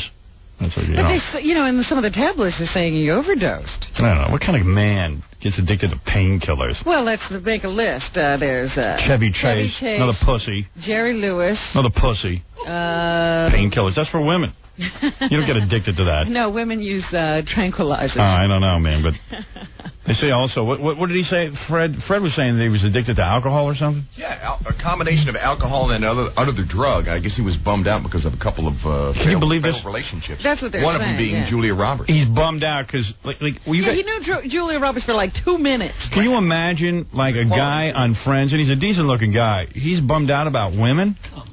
Dude, this guy has a problem. You're not kidding. I ought to play him in chess. Never mind your boyfriend. Play him and I'll marry him. Right. You don't care who you marry as long as they beat me in chess. I don't know. We're getting the chess game all set up. Yeah. In case you missed the announcement, Robin's got some boyfriend who's going to propose marriage to her if I beat him in chess. So the chessboard will be in the middle there, and every day I will step up to it and take my move. That is funny. That is a very funny statement. Yes. I know, because Jackie even said to me during course, can you imagine if I did something like that? Robin would be all over me. What's wrong with him? What's wrong with him? Marriage is sacred. Such a jerk. But that's why I had to do it. After I said it to myself about 50 times, I said, that's too funny not to do I just wish I could have been in the apartment when you guys decided this. I mean, like he just, what did he say? He said, hey, I'll marry you if Howard could beat me in chess. I think it was, he jokes around like that all the time. We'd be watching a basketball game, and he'd say, the Knicks would be playing the Bulls. He'd say, if the Bulls win, I'll marry you. Right. or if the Knicks win, I'll marry you. Right, you know the Knicks are never going to win. The Knicks are never going to win. Right, so he's got his ass pretty well covered on this. He's in love. Well, I told you I'm into that video, Notorious B.I.G. You wanted to hear the song? Here it is. That one. You've heard this, right? That's Notorious B.I.G. That's the guy who got killed. That's the guy. He sold like 800 million albums already. The funny part is when the black chicks come in and start singing Biggie, Biggie, Biggie. You hypnotize me with those sweet words you say to me or something like that. It's this big fat guy. With funny looking eyes. What's funny is it looks like he's looking at two different things at once. Yeah, he's a big fat guy. It's pretty cool. In the video, every white guy on the planet is chasing him and trying to bump him off. And he's even driving a car back. He has a driver and everything, and everyone's after him for some reason. And doesn't he walk with a cane or something? Yeah, well, because he's fat, yeah. And all I know is black people love him because they're writing tribute songs to him because he's dead now. Sean Puffy Combs. Dead. Some guy named Sean Puffy Combs. Well, that's who he wrote. I mean, he was the producer of his record. Oh, really? Yeah. I don't even know that. He was on the record label. Niggas a lot. Because he says that, I read several interviews with him, that he's not happy being a rap star because he can't bring his niggas with him. And he said because he wants to make enough money so he can take all his niggas with him. This is what he says. I'm now, telling you what he said. Where are they going? It's not fun because when he was a crack dealer, he was out on the street and he could hang with his niggas all day. Right. Then when he became a rap star, he became more isolated. He could only take one of his niggas with him. Why? Because he said that it wasn't convenient to take all the niggas from the street with him. So he says, when I see all the niggas out there, he calls everybody a nigger, but a nigga. He goes, when I saw all the niggas out there playing on the streets and having fun and all the crack deals and stuff, I get jealous because that was fun for me. And now that I'm a rap star, I'm busy working all the time. He enjoyed, that whole crack thing. He did. He liked it. He liked being a businessman out on the street. I don't know why he stopped. Well, he obviously got involved as an artist. And he said he'd be happy if he could just make enough money so all the niggas would be with him. Oh. All the time, so he could pay for them to be with him. Right. That's what he said. I'm into the Notorious B.I.G., so I read up on him now. No, here it is. You see, I love that. That's the part I like. Biggie, Biggie, Biggie, Biggie, can't you see? Sometimes your words just hypnotize me. Biggie, Biggie, Biggie, Biggie, can't you see? Oh, Biggie, Biggie, Biggie, we just love your flashy ways. Can't you see? Sometimes your words just hypnotize me. They're not saying hypnotize. I knew that. They're saying hypnotize me. Hypnotize? Yeah. Well, you know. Biggie, Biggie, Biggie, Biggie, can't you see? Sometimes your words just hypnotize me. Hypnotize. Biggie, Biggie, Biggie, Biggie. I love your ways. I forget the rest. You know me, I'm bad with lyrics. I just love those broads. I wonder if they say to the girls, no, don't say hypnotize. Say hypnotize. Yeah, so black people can relate. So then Sean Puffy Combs wrote a tribute song that's a huge hit. Yeah, well, what is that? That's the Sting song, Every Breath You Song. They think he's cool. They're down with him. They're down with Sting. I saw an interview where Sean Puffy said he's down with Sting. He's got a lot of soul. So there's your rap update. See, I'm on top of it. I'm down with it. It always cracks me up where they, certain people think that it means something if they think somebody's cool. Black people dig Sting. Kinda hard with you not around. Know you in. Can I drop dead? Memories give me the strength I need. Please. Well, I have to see if you die and I get inspired. Yeah, get black chicks to sing stuff. I'll get them to sing Biggie, Biggie, Biggie. Biggie, Biggie, Biggie, yeah. Even though I'm a small man. Biggie, Biggie, Biggie, Biggie, don't you see that your words. Watched last weekend, Whitney Houston, the preacher, son of a preacher. Preacher's wife? Preacher's wife. You got through that whole thing? Oh, my God, is that bad. I think, what's her name, Laverne and Shirley? Penny Marshall? Penny Marshall, yeah. I think she must have been high on acid when she directed that film. Oh, is that bad? Some guy said to me, he says, it's because people don't want to see, like, black people kissing and stuff and being in love. I go, that's bull. It's just a crummy movie. Yeah, they watched Waiting to Exhale. Yeah, I mean, that's just a crummy movie. I think Penny Marshall was like, she must have just taken the money and run. Yeah, was she even on the set? I don't even think she was on the set. Who was minding that film? I bet you Penny Marshall died 10 years ago, and they got somebody cloning her. There was a cardboard cut. Yeah, directed him. All right, black people, everybody listen up. This is Penny Marshall. I think she was on a sugar high. She looks real bad, Penny Marshall. Did you see her on, she's on some commercial with the other one from Laverne and Shirley. No, they're doing a commercial together? Like a Kmart commercial. Oh, that was Rosie O'Donnell. Rosie O'Donnell is the other one. Yeah. I said, boy, the Shirley looks real bad. You're all fat. She looks like Rosie O'Donnell. They look like two bag women going. Yeah. Yeah. I said, there's two homeless people in Kmart. Don't they frown on that? Hey, you want some Play-Doh? What? Yeah, I guess so. Why do you want that? Get out of here, you whining bitch. Some guy, Dre, says I'm all wrong about Biggie Smalls. Oh, really? I think I'm right, man. Dude, just because I'm white don't mean I'm wrong. You're saying the whole thing wrong, man. No, man. What's the deal? Listen. Listen to me. Biggie done hypnotized me. Joe Howard. Yo. Let me tell you something. Mm-hmm. The way you said the thing about Biggie Smalls is totally wrong. What did I say wrong? You should have said it that Biggie wants to become successful, okay? He doesn't want to digress back into selling crack. No, but he wants to hang around with his niggas. Let me finish. He said, I read the interview. He wants to hang around with his niggas, he said. Is this a big deal? Yeah, he wants to hang out with his friends. Right. Of course, he can't bring all his friends, but I'm saying... He wants to, though. What? He wanted to. It seemed to me he had all his friends. Every time he was arrested, he had a house full of friends. No, he wanted to bring his niggas from the neighborhood. They were niggas? No, they weren't. They were all in there smoking pots and drinking 40s No, and Biggie's niggas was the guys he hung around with when he dealt crack. Well, who are these new guys? Those are new niggas.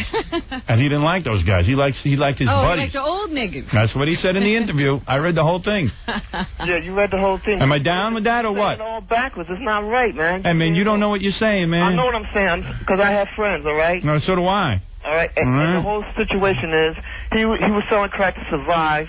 Yeah, I know all that. He had mad talent. He became so... Oh, please. He had mad talent. That's the truth. The video, though, because it's called like a James... It's a big, fat black guy. It's James Bond. I have... He's running on, like... Isn't he on a ship at some point? Yeah. He's on a luxury yacht being chased by white guys in helicopters, and they're trying to shoot him down. And here's a guy who walks with a cane, but he's running. Yeah, it's really a cool video. I just like when the black chick starts singing, though. I got to hear that one more time. Then I'll bring in David. That's the guy whose father burned him up, remember? He was in the bed and his father burned him up when he was 6 years old. Now he's an actor. I want to know what kind of movie he's in. He's in a movie? I don't know. In the Brooklyn basement, not guilty. That's how I stay too. Richer than rich. So you wait till the bitches come on. Oh, here it is.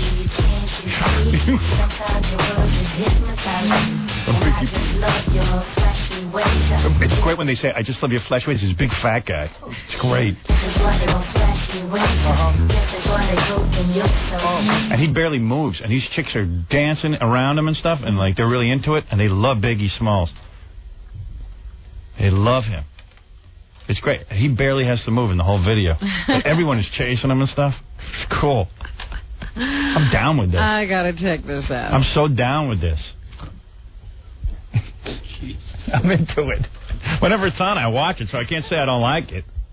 I even watched this one with Sean Combs. Yeah, you even watched the tribute video? The tribute video to Notorious. I'm very caught up in the whole Notorious B.I.G. Oh, yeah, he's big now. So, like, 800 million albums, and this tribute song is tons of stuff. All right, you want to meet the kid whose dad burned him up? Yeah.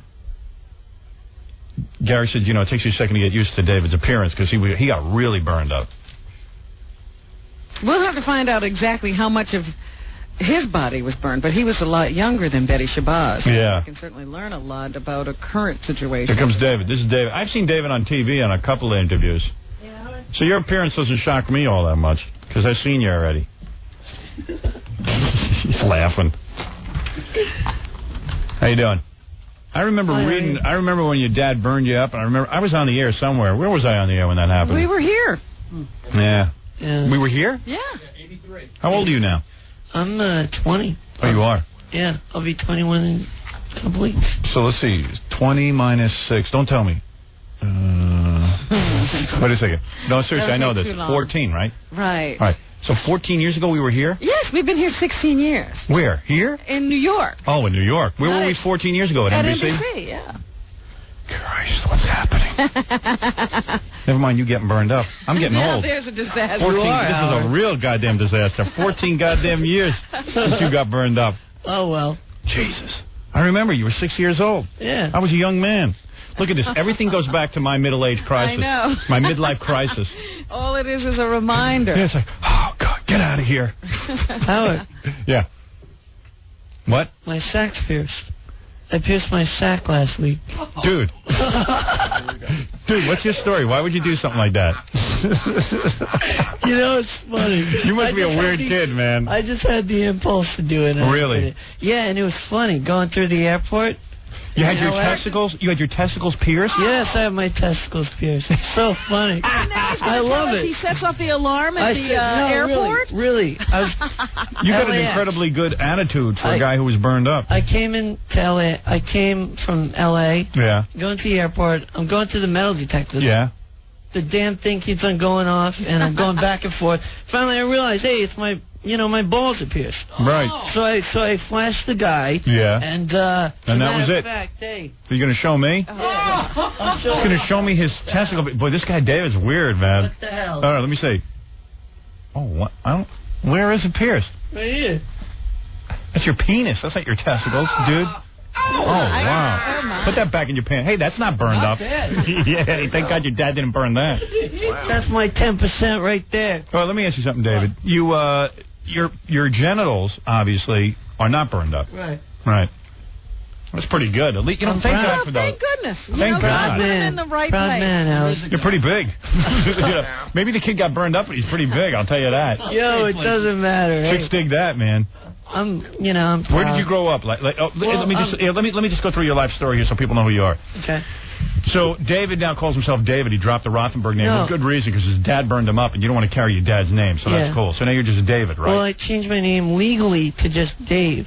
To Dave. Dave. All right. Well, you're smart. I wouldn't want to carry that guy's name. No way. That guy's such a total scumbag jerk-off. You know what, Howard? When I They should went have put him to sleep there, your when dad. I went up to see him, I tried to call you. And, Is he in prison and still? one of the interns hung up on me. Oh, really? Oh, yeah. Well, we don't want to hear from you. It's depressing. No, No, of course no. we want to hear from you, right. Yeah, but I called you. I wanted you to mediate the whole thing. I would have done that. Yeah, but I don't know who it was. Maybe it was Gorilla, maybe it was Ganji, but they hung up on me. Oh, really? Yeah. Who knows? Maybe they thought you were a fake, you know what I mean? Maybe they didn't think it was you. Yeah. Yeah, who knows? So, David, I remember when you were like 6 years old, your dad was a real jerk. He got jealous. He and the mom were getting a divorce, and there was a big custody battle, right? Yeah. And then all of a sudden, it was like he lit you on fire because he didn't want to. He didn't want to lose it. If he couldn't have you, nobody could have you. Yeah. Oh, damn. But you know what?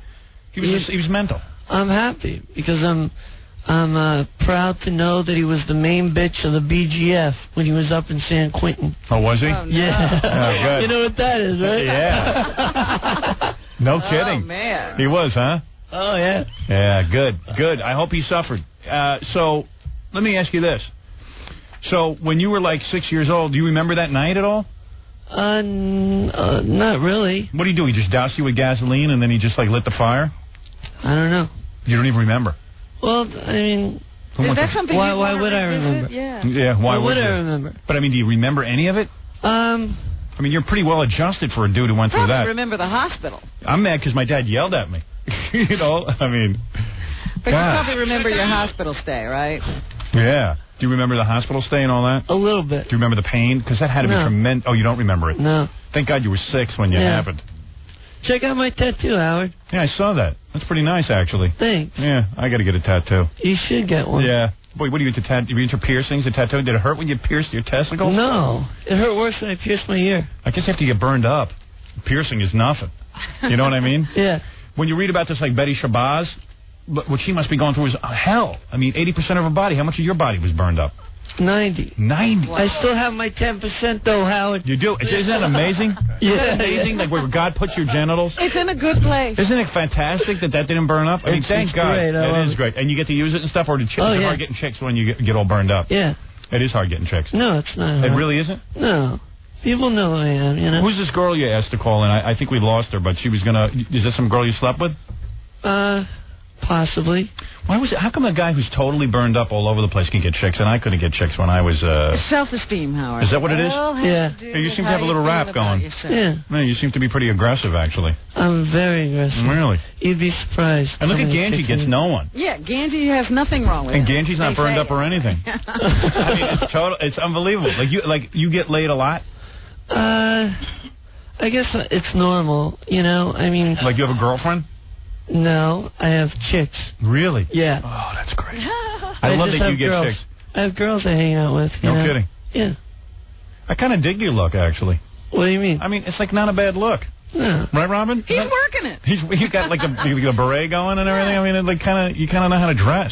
Thanks, man. A lot better than Ganji. He's not looking like a poor me, you know? Yeah, Like, right. oh, pity Well, me. I hate that. you Yeah. know? Like, do people stare at you wherever you go and stuff? Not anymore. I mean, you know, the reason why I'm here is because I'm trying, you know, I used to listen to your show in high school. Right. And I love your style. I think you're a pretty ballsy guy, and I think, Thank you. you know, when I was in school and throughout my life, I've been a pretty ballsy guy, so I thought we'd get along great. Like you could go one or two ways when you get burned up. You could either become a total introvert, or you could just like say, "Hey, man, I'm just gonna go for it." What'd you do? You got your mom raised you, right? Yeah, my mom raised me. She did a good job. And where'd you grow up? In Brooklyn or something? Well, I'm from Brooklyn, but we moved out to L.A. Oh, you did? Or to California, because that's where my doctor was. So. Yeah. And what age were you when you lost your virginity? I was 19. Oh, no kidding. Yeah. That's pretty So good. it's only been a year. Well, no, Yeah. I was 20. I was 20 actually. So it's been less than a year. Been a year. Yeah. Because you're 20 now. Yeah. Oh, so you just started getting It was laid. with my ex-girlfriend. Really? Yeah. I love that you get girls and Ganji doesn't. I love that. I get lots of chicks, Howard. Really? As a matter of fact... All of a sudden it started kicking in, like it was really hard for you all these years, and then all of a sudden it kicked in? Well, I think it's hard for most kids growing up. They just, you know... I mean... Are these white broads or black chicks? Howard. Oh, I got to know. They're white broads. They are white broads? White broads. Right, not bad. But most, you know... You're getting white broads. White broads. No kidding. White broads are So, in other words, what you're here to tell everyone is it's personality that counts. You've got to have a rap with chicks. It's all personality. Exactly. And it's how you're hung, too. Right. You know. Yeah. You know what? I'm not going to get a nose job. I just decided. Yeah, what are you guys Why not? Howard, you have the worst nose in the world. Why wouldn't you get a nose job? I mean... Hey, man, mellow out, all right? Hey. I'll come over there and kick your ass. I don't care if you got burned up. I'll kick your ass, Howard. You probably could. You look like you're in shape. All right, so David, when did you go visit your dad? Well, that had to be really a bitch. When did you go see You know what? It wasn't a bitch. I had to get it over with. You wanted to confront this guy. I wanted to confront him. Right. But the problem is that, I mean, I went up there and everything except, like, you know, I confronted him in prison except there was a guard sitting right behind me. So I really couldn't say what I wanted to say. Right. So it was kind of like fake, but at the same time I felt really... Does he look crazy really good and everything? about it. He's pathetic. He is? What a loser. And he's out of jail now? Yeah. How could that guy get out of jail? He burned his own son up. Everybody gets out of jail in America. And he tried to kill you. He was trying to kill you when he burned you up. Yeah, but the thing is that... he wasn't successful, so now he doesn't have to go to jail That's for right. life. It's not murder because you didn't die. Right, but you know what? Where he is right now is the best place because people know who he is. Right. And he's protected in jail. And outside of jail, he's going to get spit on and kicked and really? Just beat up. So what happened? What did you do? You went up to him. What did you say to him? Well, I had something prepared. You know, I read it because I was like obviously really nervous. Right. You know, and I got everything off my chest, and I felt really good about it. Right. What did he say? He was pathetic, and he's like, "I love you," and I'm like, "Get lost. Kiss my ass, you know? Kiss my ass in hell. Kiss my ass. Yeah, right. Jesus, what a dick your father is. Oh, if I could get my hands on him, what a dick. I love these pathetic kids. They always do go, I love you. Yeah, I love you. Yeah, but you know what? Thanks for loving me so don't much. love me so much. Yeah, you jack off. Did he try to write you from prison when you were a kid growing up and stuff? You know what? I don't even care anymore. Yeah. It's just like, you know, I'm like, hey, I got to get on with my life. Yeah, why would I go back and make a big deal out of it when it's done? There's nothing I could do, and you know, I'm making a good life. I have chicks. Were the kids mean to you in school and stuff because you were burned up?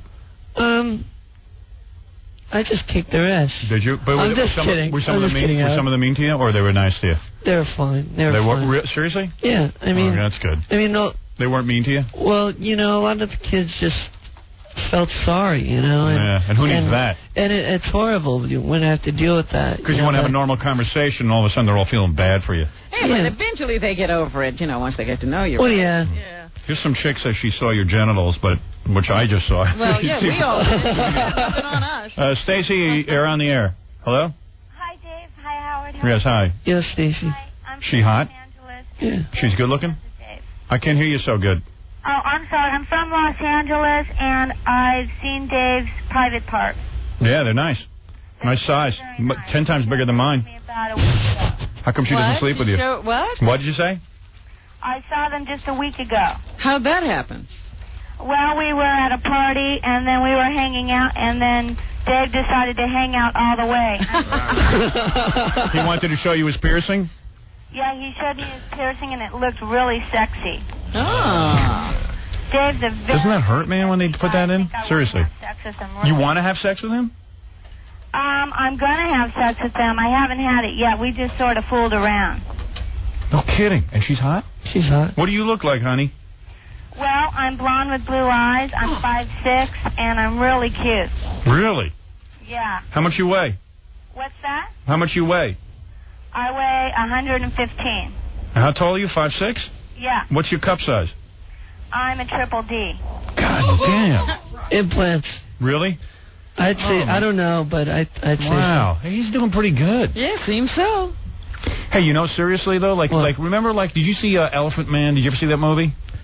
This guy was Elephant totally... Boy? Yeah, Elephant Man. The guy was totally deformed. He started getting laid like crazy. Oh, yeah. Every chick on the planet wanted to do him because he was different. He He worked it. Elephant Man worked the whole goddamn thing. You know? You got the whole burn thing going for you. Yeah, but... Works it all right. Yeah, he's a nice guy. I can see why women might like him. Although, I think women should like me better. He doesn't have any problem getting chicks. Sometimes I have to beat him off with a stick when we're at clubs together. I have to protect him. Really? How far did you get with him? You just made out with him? Yeah, we just met out. And then One of those girls that doesn't like to rush into things too fast. So she's going to be your girlfriend next? I mean, you're going to do her? Possibly. Oh, really? If she's good. He's like Super. holding himself back. Work Hey, for it. any of you losers out there who can't get chicks, this guy got burned over 90% of his body. There you go. And he's getting tons of chicks. Girls damn. are fighting over it. So maybe the lesson is you gotta have a rap. Is that what it is? It's his personality that gets you? Yeah, he's got a lot of personality. He's very intelligent, and he has that special charisma. Thank you. See, Robin? This all comes down to penis. And size. It's all penis, Howard. All size. So, David, so you went to see your dad, you read a statement to him. How long was the statement, like 30 seconds? It went a little longer, because I, you know, after I was done, he tried to say something, and then, you know, I totally... Did you look at him? Yeah, I looked at him. Yeah. He was pathetic. Yeah. He looked like horrible. But, I remember when I read about it. I don't care, you know? Yeah, I remember when I read about it in the paper, I was like sick to my stomach, and I was like, how can we not execute this guy? And I talk about a death penalty I announced situation. when he was getting out of jail because I thought it was so heinous. So now you're an actor? Well, yeah, I've done Bold and the Beautiful. I've been on that show, and I played a character named Justin Young, who is a hospital volunteer. Right. And it was a pretty interesting experience. So are you an actor or full time? No. I'm. You're trying to get something going. I've been accepted into film school. I'm going to Art Center. Oh, no kidding. In Pasadena, yeah. So I'm very excited about that. Yeah, cool. Yeah, starting in the fall. All right, so that's good, and you got some things going on. Yeah, I have a lot of things. Yeah. What did you graduate high school? You didn't go to college, did you? Not right away. No. But I mean, I took a couple semesters in college, and then I really didn't like it, so I decided to go to art school instead. Yeah. You know? Well, that's good. And well, that's pretty good. I'm glad you're having such a positive life. And how's your mom? Did she ever get remarried? Well, yeah, she got remarried. Because if she needs a man, I'll do her. Okay, you know, I mean, 'cause Howard, she's a good woman. she's probably listening right now. Yeah, I'll do you, honey. You've been through a lot. If you need it, I'm there for you. You need it, Mom. You know what I mean? I mean, you went through a hell of a lot. I'll let you, Howard. Yeah. So Just kidding. And you were supposed to do what? Sally Jesse Raphael today, but you turned that down. Why'd you do that? Well, all these shows, they think they don't know the way I am, and they don't know that I want to move on with my life. Yeah, they want to. Yeah, they want to have the pity party, huh? Right. Right. And they don't. Sally wanted to book him with some a kid who had just been burned. You know, but like he's trying to get on with his life, so everything isn't about being burned up. Yeah. Right. I'm trying to be a professional. I'm trying to be a success in my area, and not, you know, everything. It seems like every interview I do totally brings me down. Yeah. That's why I'm doing your show, because I know it would be about penis. I can't believe exactly. That's all I want to talk about. You know what's really weird? Because I'm looking at David now and I'm going, man, your hands were burned, everything was burned. His penis is fine. Yeah. Isn't God wonderful? He's a brilliant creator. I said that's why the penis was not placed on top of the head or something. That's because what somebody else said. Yeah, well, that's what I said. Always be vulnerable. Because it would be vulnerable. It's just in the perfect position. I mean, because seriously, your hands got burned up. I'm checking out. Did your feet and everything get burned up? Yeah. Yeah. But the penis is fine. The penis is fine. Yes. Yes. Yeah. Thank God Almighty. Thank God Almighty. The penis is fine. Hallelujah. Yes. Wow. Good for you, man. Funny. Good for you. Good for you. God bless you, man. Long live the penis. I agree that I was in a fire, my penis on fire. And that tells you why the great maker, the Lord Jesus Christ, is the best Jesus Christ there is. Because he will save you. Save your penis. If you get burned over 90% of your body, God bless you, the penis will always be around to be pierced and brutalized by the white man. Woo! Yes, sir. Yes, sir. Yeah, Howard. Look at you. Your father done you in when you were 6, yet you're here with a good attitude because you got the penis. That's why. You got to protect it. You got to look at it. And you got to use it if you got it. Don't abuse it. Yes, sir. Yes, sir. Yes, sir. Yes, sir. Thank God Almighty. Yes, sir. Your penis survived the fire that your father put it through. Doused you in gasoline.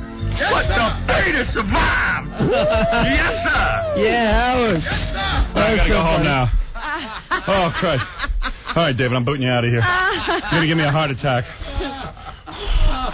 David, congratulations on your acting career in Bold and Beautiful. Congratulations on your acceptance into film school. And blah, blah, blah, and the penis. Oh, thank you, Howard. Yes, you're welcome. It's good to meet you, man. Good meeting you.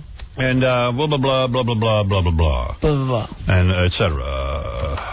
You're listening to the Howard Stern Show on the SVPRN, the Stolen Vehicle Police Recovery Network. 97. Pepperoni! Pepperoni here! Pepperoni! Nobody but his name. He's not here? No. Okay, thank you. Yeah, Red. Peppy Roni. Douchebag says what? I've had it. Douchebag says what?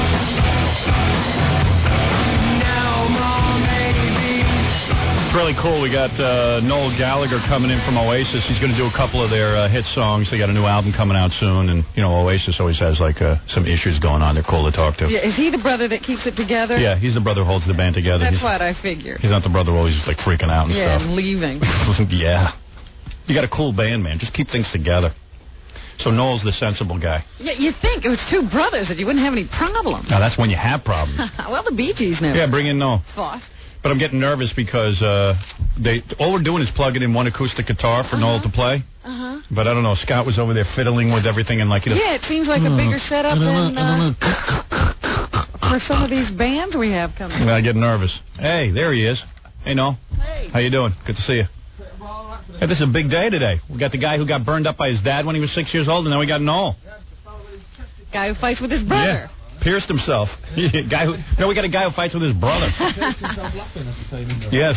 Take a lot seat. of family squabbles in here. Take a seat and relax, Noel. We call you the stable Gallagher. Good to see you. Because all the horses live in my ass. Yes. Like that. That's something that's very stable. Yeah, well, you never know. Noel, of course, you're in the great band Oasis. I am indeed, yeah. You got a lot of hits and everything. And, yeah, you know, it's always funny when I think about bands and stuff. To me, a band is like, in a way, like a small corporation. Yeah. Like you guys, when you hit big, and the odds of hitting big are what, about 1 billion to 1? Something like that. Yeah, something like that. And especially for two brothers to be so talented and like to get a band together and everything. Two brothers talented. There's only one talented brother in my group. Right, exactly. Well, I didn't want to say well, it. that's the argument, but you were going to say it, though, weren't you? Yes, I was going to say it. But no, you know what I mean? It's like the odds are 1 billion to 1. I mean, when you used to tell people when you were a kid, like growing up, that you're going to be a rock star, they probably said like you're full of crap, right? Oh, they yeah, were like, yeah, you still do, mate. They do, right?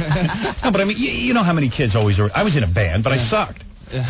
You know, but I thought for sure I'd succeed. I can't play an instrument, but I thought I'd succeed. The worst is trying to convince your mother that you're going to be a big rock star one day when she's going, well, look, just go out and get a proper job. Going, no, right. No, I'm going to be on top of the pops, but I'm going to be on Howard Stern one day, and she's going... Yeah, great. Yeah.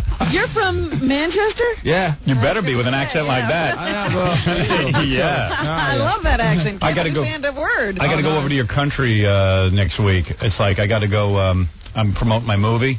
Oh, yeah. Yeah, I don't want to go in the worst way. On the what? They've been writing crap about me in the tabloids. No, I tell you, the other day, though, they was writing some really good things because you dissed Chris Evans really badly and everybody hates Chris Evans. Oh, they do? Yeah, oh, good, all right. Yeah, that's what I was afraid of. I thought he's got ginger hair, you know what I mean? So I thought he was a beloved guy. This guy came on the show and this whole thing blew up in my face and everything. And right. Yeah, so like all of a sudden I figure I'm going to go over there. People are going to be throwing stuff at me. No, they'll be giving you flowers over there. Oh, really? Yeah, I'm telling you. And, good. And then I was arguing with some English guy. I said, hey, it's a good thing we helped you out in World War II or else you guys would have lost. And the guy goes, we would not have lost. And I don't know. Everyone's all uptight. You know what I'm saying? Absolutely. Yeah, right. So, anyway, a band, when they finally make it, to me, is like a corporation in the sense that you finally arrive. Yeah, because you guys didn't have any money. Yeah. No, still don't. I don't buy that. No. No, you got money, right? Oh, I have got money. Right. And then what my goal would be is to preserve the product, At all costs. But you and your brother are always fighting, right? And your brother's like the lead singer, and then you have to become the lead singer. It's just like a pain in the ass. What's his problem? Well, if I knew that, I'd have even more money than I have now because I don't know. I understand that sometimes it gets physical. It does. You had to beat up. Excuse me. Can you beat your brother? We're not that close. We don't mean like that. Was he a problem your whole life? Yeah, he's like he is. He still is. He's a problem. He's all right until he has a beer, and then once he has a beer, he just becomes a lunatic. Right. So the drinking is the problem. Yeah, it's a problem. Yeah, definitely. So have you like gone to him and like confronted him and said like, hey man, you got to stop drinking? Yeah, many a time. And what does he just say? Buzz off, and I'm not going to listen to you? Yeah, he just says, just grab us a beer and let's talk about it. Is he the older brother? No, he's 5 years younger than me. Oh, so no wonder he don't want to listen to you. Like well, he doesn't listen to anyone, you see. Really? No, he was. Where was we were out last night watching Radiohead down at Irving Plaza, and he was going around just pinching people's bums. Really? And you can't do that. We're just like total strangers, man. Do you know what I mean? It's like, I'm like, what are you doing? And marriage hasn't helped. He got married, didn't he? Yeah, he did. Yeah. Yeah, to some famous chick. Patsy Kensit. Who is that? Patsy She's an actress. Is she an actress? She's an actress. She was in a band years ago in England. She was Oh yeah. She used to do commercials and stuff for Rice Krispies, I believe. Yeah, but now she marries and dates rock stars. And now she's married a Rice Krispie. Yeah, you're right. And she must be a pain in the ass too, right? Oh, no comment. Yeah, I think there's a little bit of Yoko vibe going on there. So now you never said that. I never said that. So now you got to put up with talking about my sister-in-law there.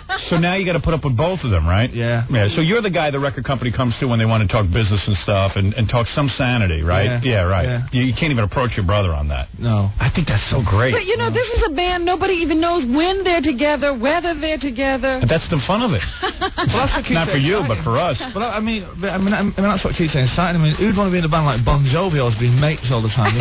Actually, I don't think those guys are mates. Who else? Who else is there? No one. No. It seems to me that each other anyway. It seems that bands in particular are just like artists just get whacked out and they all of a sudden say, well, I got to go do my own thing. Like we had Motley Crue and they were. Poverty keeps them together. Yeah, but Alice Cooper's got whacked out and starts playing golf. Yeah, I know. I don't understand that.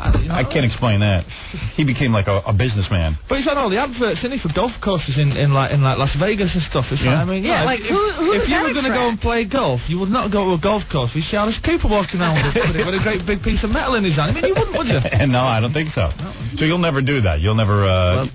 Play golf. Well, right. Well, not with Alice Cooper anyway. Right. So the secret is to hook up with some sane people, but it's very difficult because you got to find them. You can't find. It's very difficult.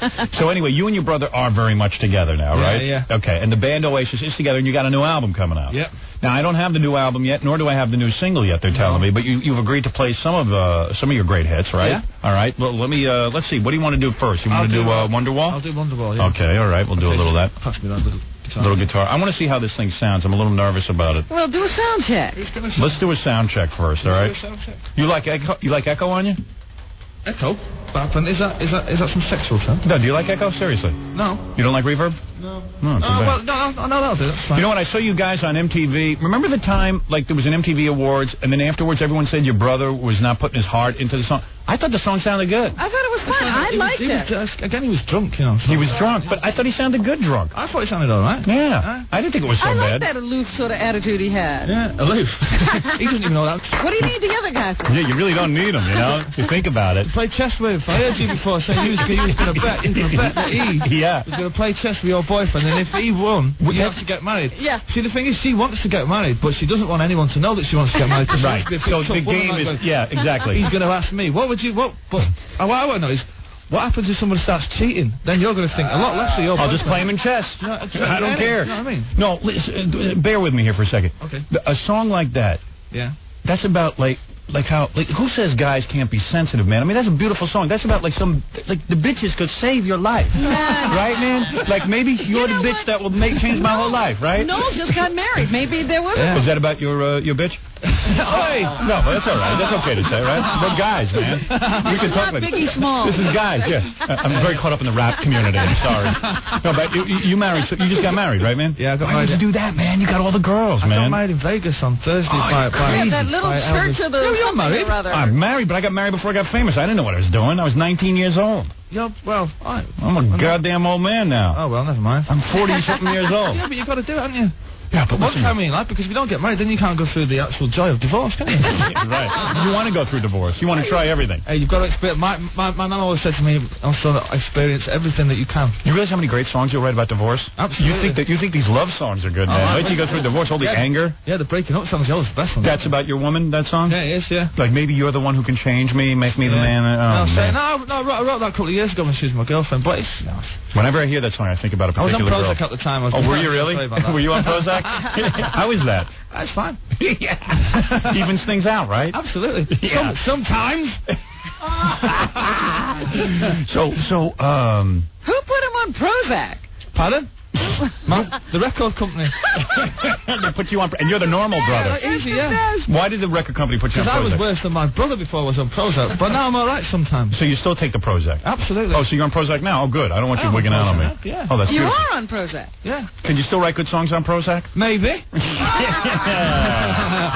Stop asking me questions. Most of us in this room are on Prozac, actually. And guess which one? No, I hear Prozac's pretty good. Like, in fact, someone very famous actually, called me 2 weeks ago and said to me, they heard me on the air, and obviously I was filled with problems. They said, seriously, I've been on Prozac for like 2 years, and everything is just so even now, and it's just nice. Yeah, that's what it even makes some things better, they say. Yeah, so who knows? I was actually only kidding, by the way. Oh, I see.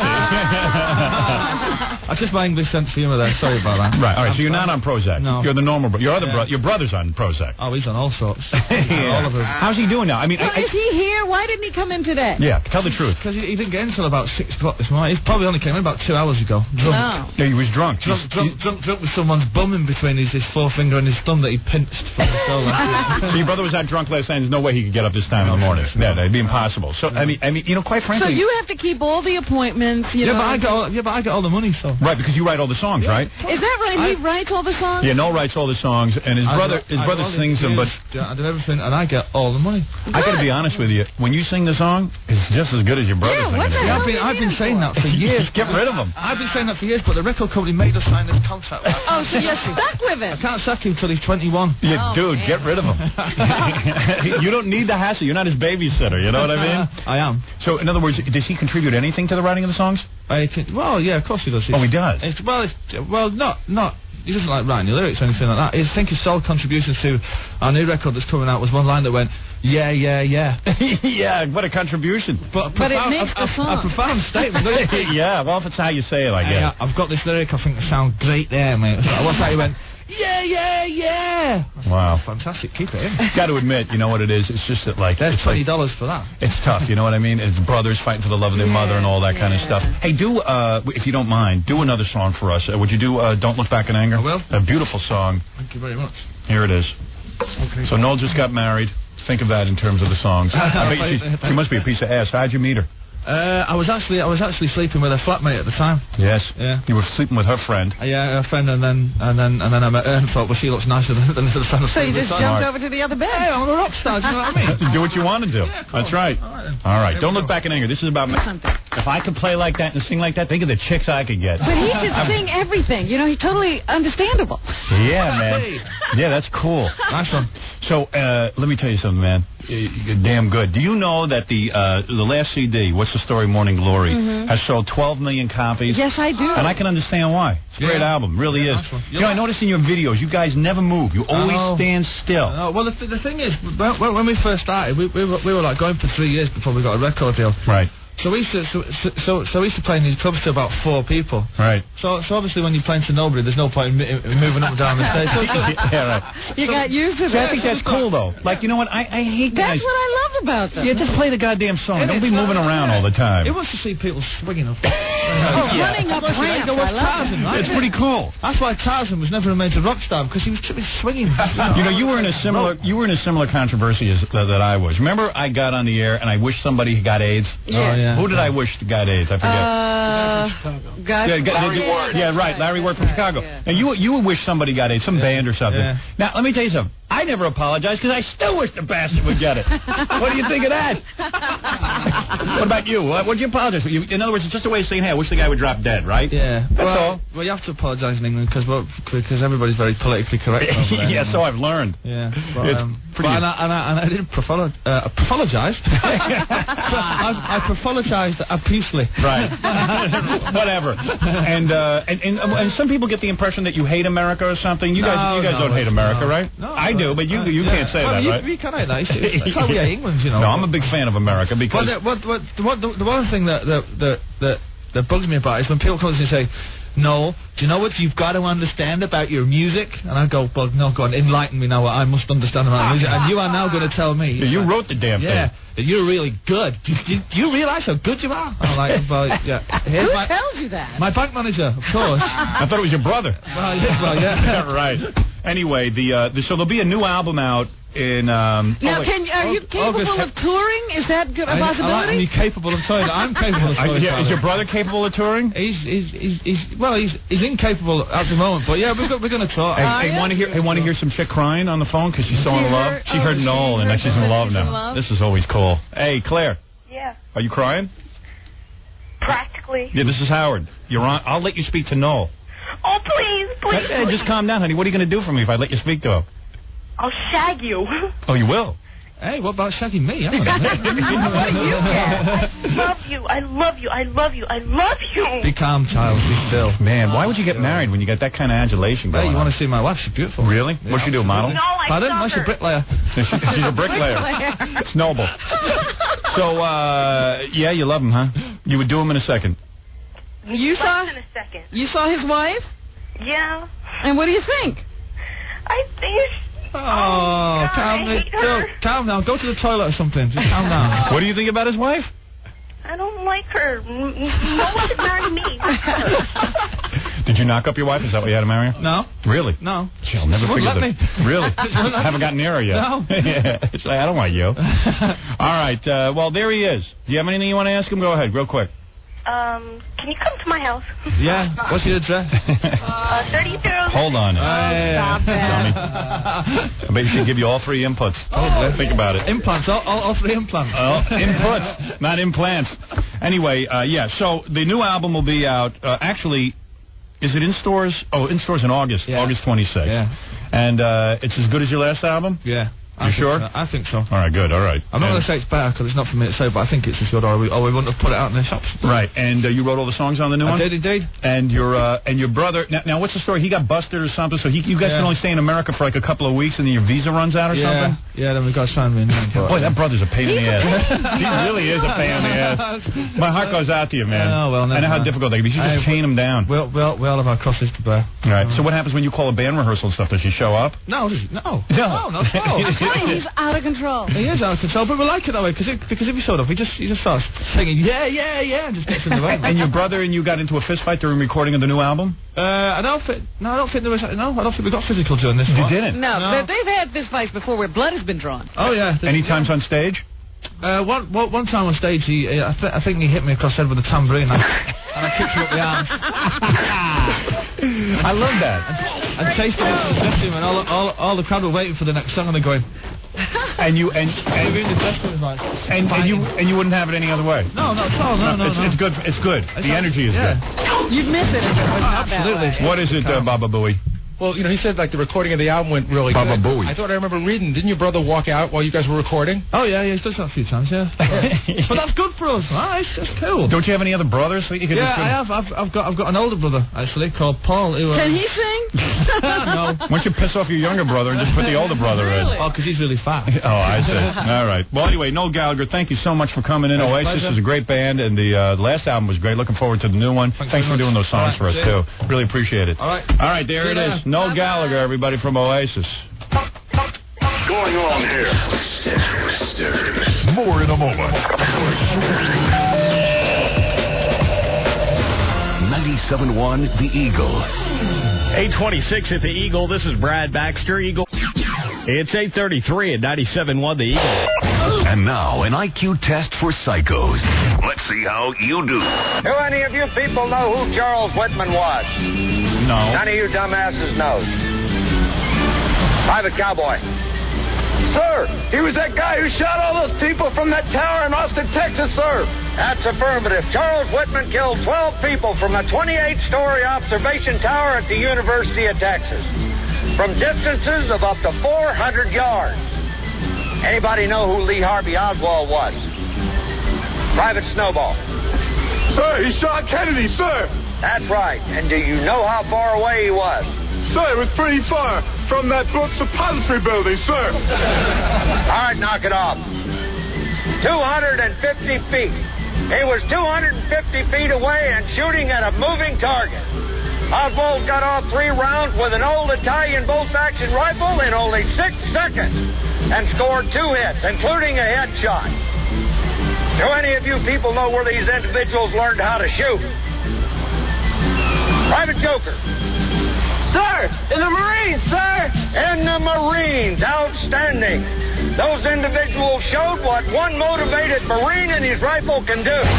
You're listening to the proud, the brave, and the small in the pants, Howard Stern. Hello, and welcome to Movie Phone. If you know the name of the movie you'd like to see, press 1 now. Using your touch-tone keypad, please enter the first 3 letters of the movie title now. You have selected Howard Stern's Private Parts, rated R. To find the theaters nearest you showing your selection, press 1.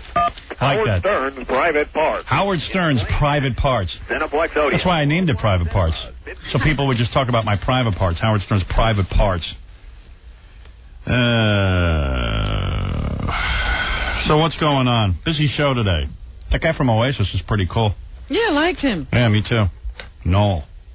Funny guy. I used to think all the stuff was about them was hype to make them seem more interesting. Turns out to all be true. Is he cute, Robin? No. But when he sings, he gets cuter. Well, every guy does. Yeah. See? That's all it takes. You play guitar and you sing, you get cute. Yeah. Well, I don't have time, okay? Well, you get cute when you make me laugh. Yeah. And then we had the kid who got burned up by his dad. He was pretty cool, too. Yeah. Is he cute? Was just like a Los Angeles kid, though. You know, like they know everything. Yeah. When they come up and talk to you, they just know everything. Yeah. I liked him, though. You know, he was inspirational because, I mean, he was all burned up. And yeah, he could be in a lot worse shape emotionally than he is. He's hanging tough. Yep. I mean, I remember, like, being bummed out when I would get, like, a pimple. Yeah, aren't you embarrassed now about the things that set you off? Yeah, I almost started thinking about not getting a nose job. I mean, here's a guy who's all burned up all over his face, and he's getting laid. So I got a big nose, big deal. You know what I mean? I used to get bummed out if I, like, you know, if I burned my finger on a hot frying pan. Or I had a wart. You ever get a wart when you were a kid? No. I did. I used to get them on my hand. Really? What, do you grow out of it? No, I had them burned off when I was a kid. But you don't get them anymore. No. It was just when I was a kid I used to get them. I guess it was from playing with cat feces. That was my thing. I enjoyed molding it into objects. Yeah. Gave that up. Miss my cat feces. That was your art, man. How could you give that up? I don't know, you know. Now I just get nude and paint with my naked body. I see. Yeah. I thought Farrah Fawcett was cool yesterday, too. I I kind of dug her. Did you see page 6 today where they're carrying on again about the Letterman appearance? I watched the Letterman appearance. And what'd you think of that? I thought that she was just spacey, and that's the way she is. I don't think that she was high. I mean, it looked like if you didn't know, you know, since we met her, you would think that she was high on something. But I think that she's just like she's a little dopey, that's all. You know what I mean? She's like kooky. She's not with it. She's just out of it. Not focused. That's better. Not focused, that's all. Like she gets distracted. Like, you know when you're high and you go, oh, whoa, look at that. No, she's like all of a sudden she'd be doing anything and go, whoa, look at your wall. It was cute. It was kind of it was funny. They were talking about how she was staring at the backdrop of the skyline of New York. I thought it was kind of funny, and I thought it gave Letterman a lot of stuff to do, you know? And he didn't throw her off quick. He kept her for 2 long segments. So then he liked it. So it worked. Whatever. Who knows? You know what Mr. Rogers always says? You know what Mr. Rogers always says? I don't watch Mr. Rogers. Here's what he always says. I'd get all soapy, you know, soap suds all over me. And then my grandfather would take this hose and go like this with me. He'd squirt all over me until the soap... So you were playing? Yeah, my grandfather and I did a lot of playing together. Those are real... Children watch that show. I got cool Mr. Roger clips. Want to hear some more? Yeah. All right, here's some great ones. Here's some cool Mr. Roger clips for you. Like, people probably like download these and put them on their computer because guys are always doing that. That's a guy thing, downloading stuff and sticking it on your computer. I know. Guys are into weird stuff. And I don't even know who they play these things for. I guess when they hit a button on their computer, it makes these sounds. Yeah, here's a good one. Here's a good one for you to download. Mr. McFeely came over here last night and asked if he could do something fun for me. A kind of secret, he said. That's a dangerous program. That show's weird, man. You know how like religious groups are always going after me and taking things I said out of context? If you start taking some stuff Mr. Rogers said, you get that show thrown off the air too. Absolutely, I'm ready. Here you go. Do you have a special something that you take to bed with you? Does it help you to go to sleep when you hold your special something? Okay, isn't that wrong? Here, wait. Man. Here, take this out of context, okay? I'll show you what's going to fit in that hole. In my pocket here. Right? That can't be right. My favorite, though, is his grandfather's soapy hose. I got all soapy, and then he took out his hose. I'd get all soapy, you know, soap suds all over me. And then my grandfather would take this hose and go like this with me. He'd squirt all over me until the soap... So you were playing? Yeah, my grandfather and I did a lot of playing together. What kind of man is he? I mean, doesn't he know what kind of message that sends out to kids? You got your hose squirting all over you. Right. Right? I mean, seriously, choose your word. I mean, don't you know that that's kind of sexual? Well, I'm sitting there saying to myself, why is he telling this story? I don't know. It's inappropriate for children. You know, and I'm the last one to criticize. Inappropriate, Frank. Yeah. It's totally inappropriate. I don't know. There's a whole bunch of people after me. You talk about taking stuff out of context. I mean, like, here's some lady who wants to... You got to hear this one. Talk about our enemies out to get us. Our enemies are from within, like in Dallas, where we're being taken off the air. And our enemies are on the outside, where these people want to get us taken off the air. This is like a married couple who are sending around letters about me. Yeah. And they want all my sponsors to boycott my show. Where are we talking about? Let's see. They're from... The person who sent this to me is from New York, but these people are from Roanoke, Texas. There's a couple who thinks that, as they say, public radio is not the proper format for this type of entertainment. Like my type of entertainment is proper in any format to them. You know what I mean? Yeah, where are you supposed to be? Why don't you give me an alternative, okay? Where should I be working? Private radio. Yeah. What should I do? Should I do a kid show with Mr. McFeely? Oh. So they send out this letter and they say... they tell you how to boycott the show and like how to get sponsors to leave the show. And then they say, who is Howard Stern? Well, he says he thinks with his penis 24 hours a day. See, I could sue these guys. Marilyn Manson, they're going to be on the show soon. They're going to now sue. I never think about lawsuits because I'm not a litigious kind of guy. You know, I'm just happy to go through life. But You see, there were these religious groups saying that they were doing animal sacrifices and encouraging the audience to rape women and stuff, and they weren't doing any of this stuff. And now, just to fight back because they were getting banned from a lot of places and they weren't able to work, all this stuff is slanderous because they never did any of it. And they're actually going to sue these people. And I'm thinking, like, I've got this couple's name that are sending out these things about me. Now, listen to this, what they're saying. They're saying stuff that they heard on the show. All right. Some of it I've done. And some weren't. Like, here's something I didn't do. African Americans were called niggers, Hispanics were called spicks, and Orientals were called chinks. Come on, Howard. Oh, chinks I know, but I never said niggers and spicks. Absolutely you have. I have not. Never called a black guy a nigger. Not to his face. No, and not even off the air. I never would use it. Term. I've used the term, but not in that way. They're saying you've used the term. Yeah, I've used it referring to, like, the Biggie Smalls album. The guy says the word nigger all the time. If somebody's tuning in, they can say, well, he calls black people niggers. No, I don't call black people niggers. It's the same. I don't care. You're splitting hairs here. I don't care. You're splitting hairs, and I don't think a judge is going to go with you. I think he will. I don't think so. No, I don't know. I don't know. And, in fact, you've actually done it because when Eazy-E used to come in here. Yeah. You say, you guys used to be niggers with attitude. Right. Is it all right if I call you niggers? No. I said you guys are niggers with attitude. So what's wrong with saying that? That's not calling a guy a nigger. That's what you said. Yeah. I don't say that's calling a guy a nigger. Because I wouldn't call a guy a nigger because I know I can't kick his ass. You know? You should get married to mellow out, really. All right, anyway, so it says, he takes drug use lightly and would like to see marijuana legalized. That is true.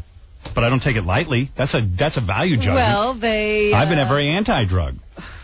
Howard, you're splitting hairs. You just don't want me to get rich from my lawsuit because you're afraid I'll leave the radio.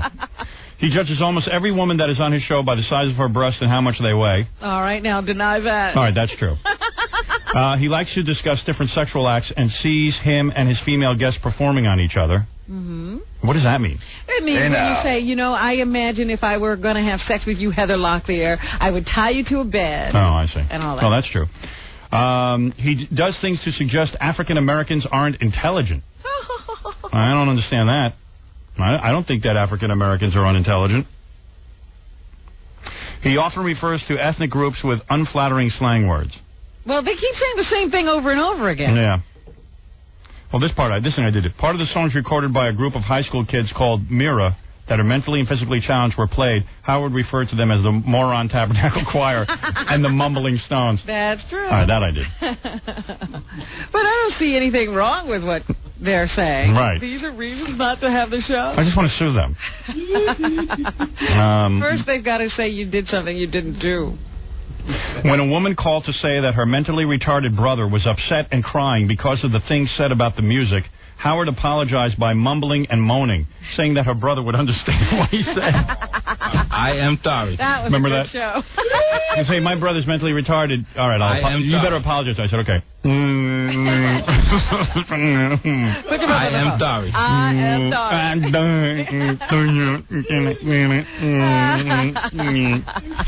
All right, that I did do. That's true. All right, well, whatever. Okay. So far, they've pegged you. I'm ripping this up anyway. If I can't sue them, then I'm not going to rip it up.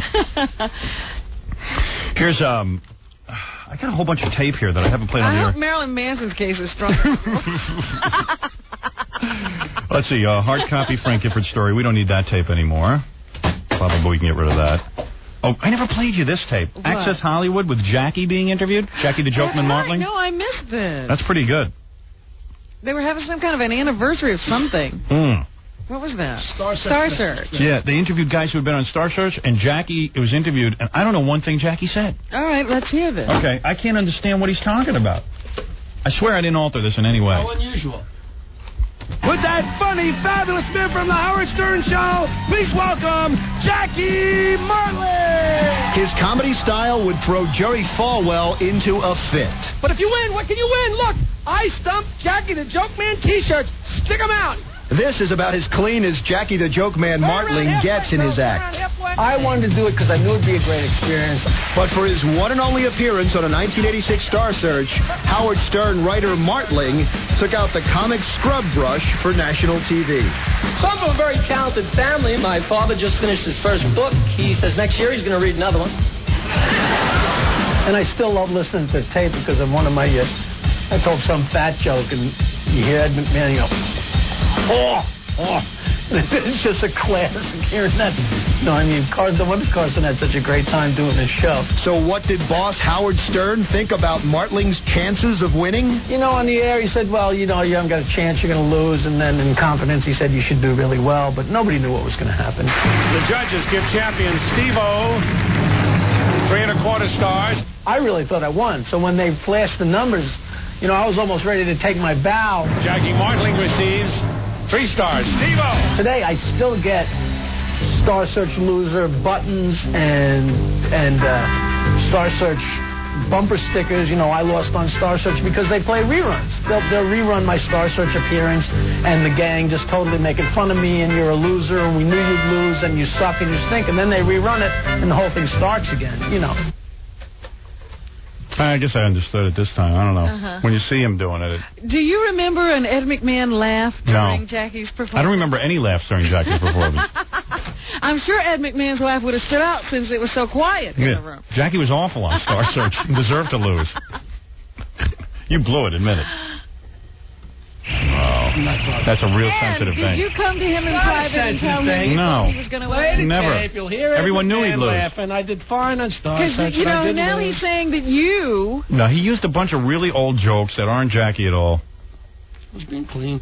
Yeah, but I don't know. They were like little baby jokes. I simply want to know if you changed your story when you were off the air. Oh, please change my story. Who would tell him he's going to win with those jokes?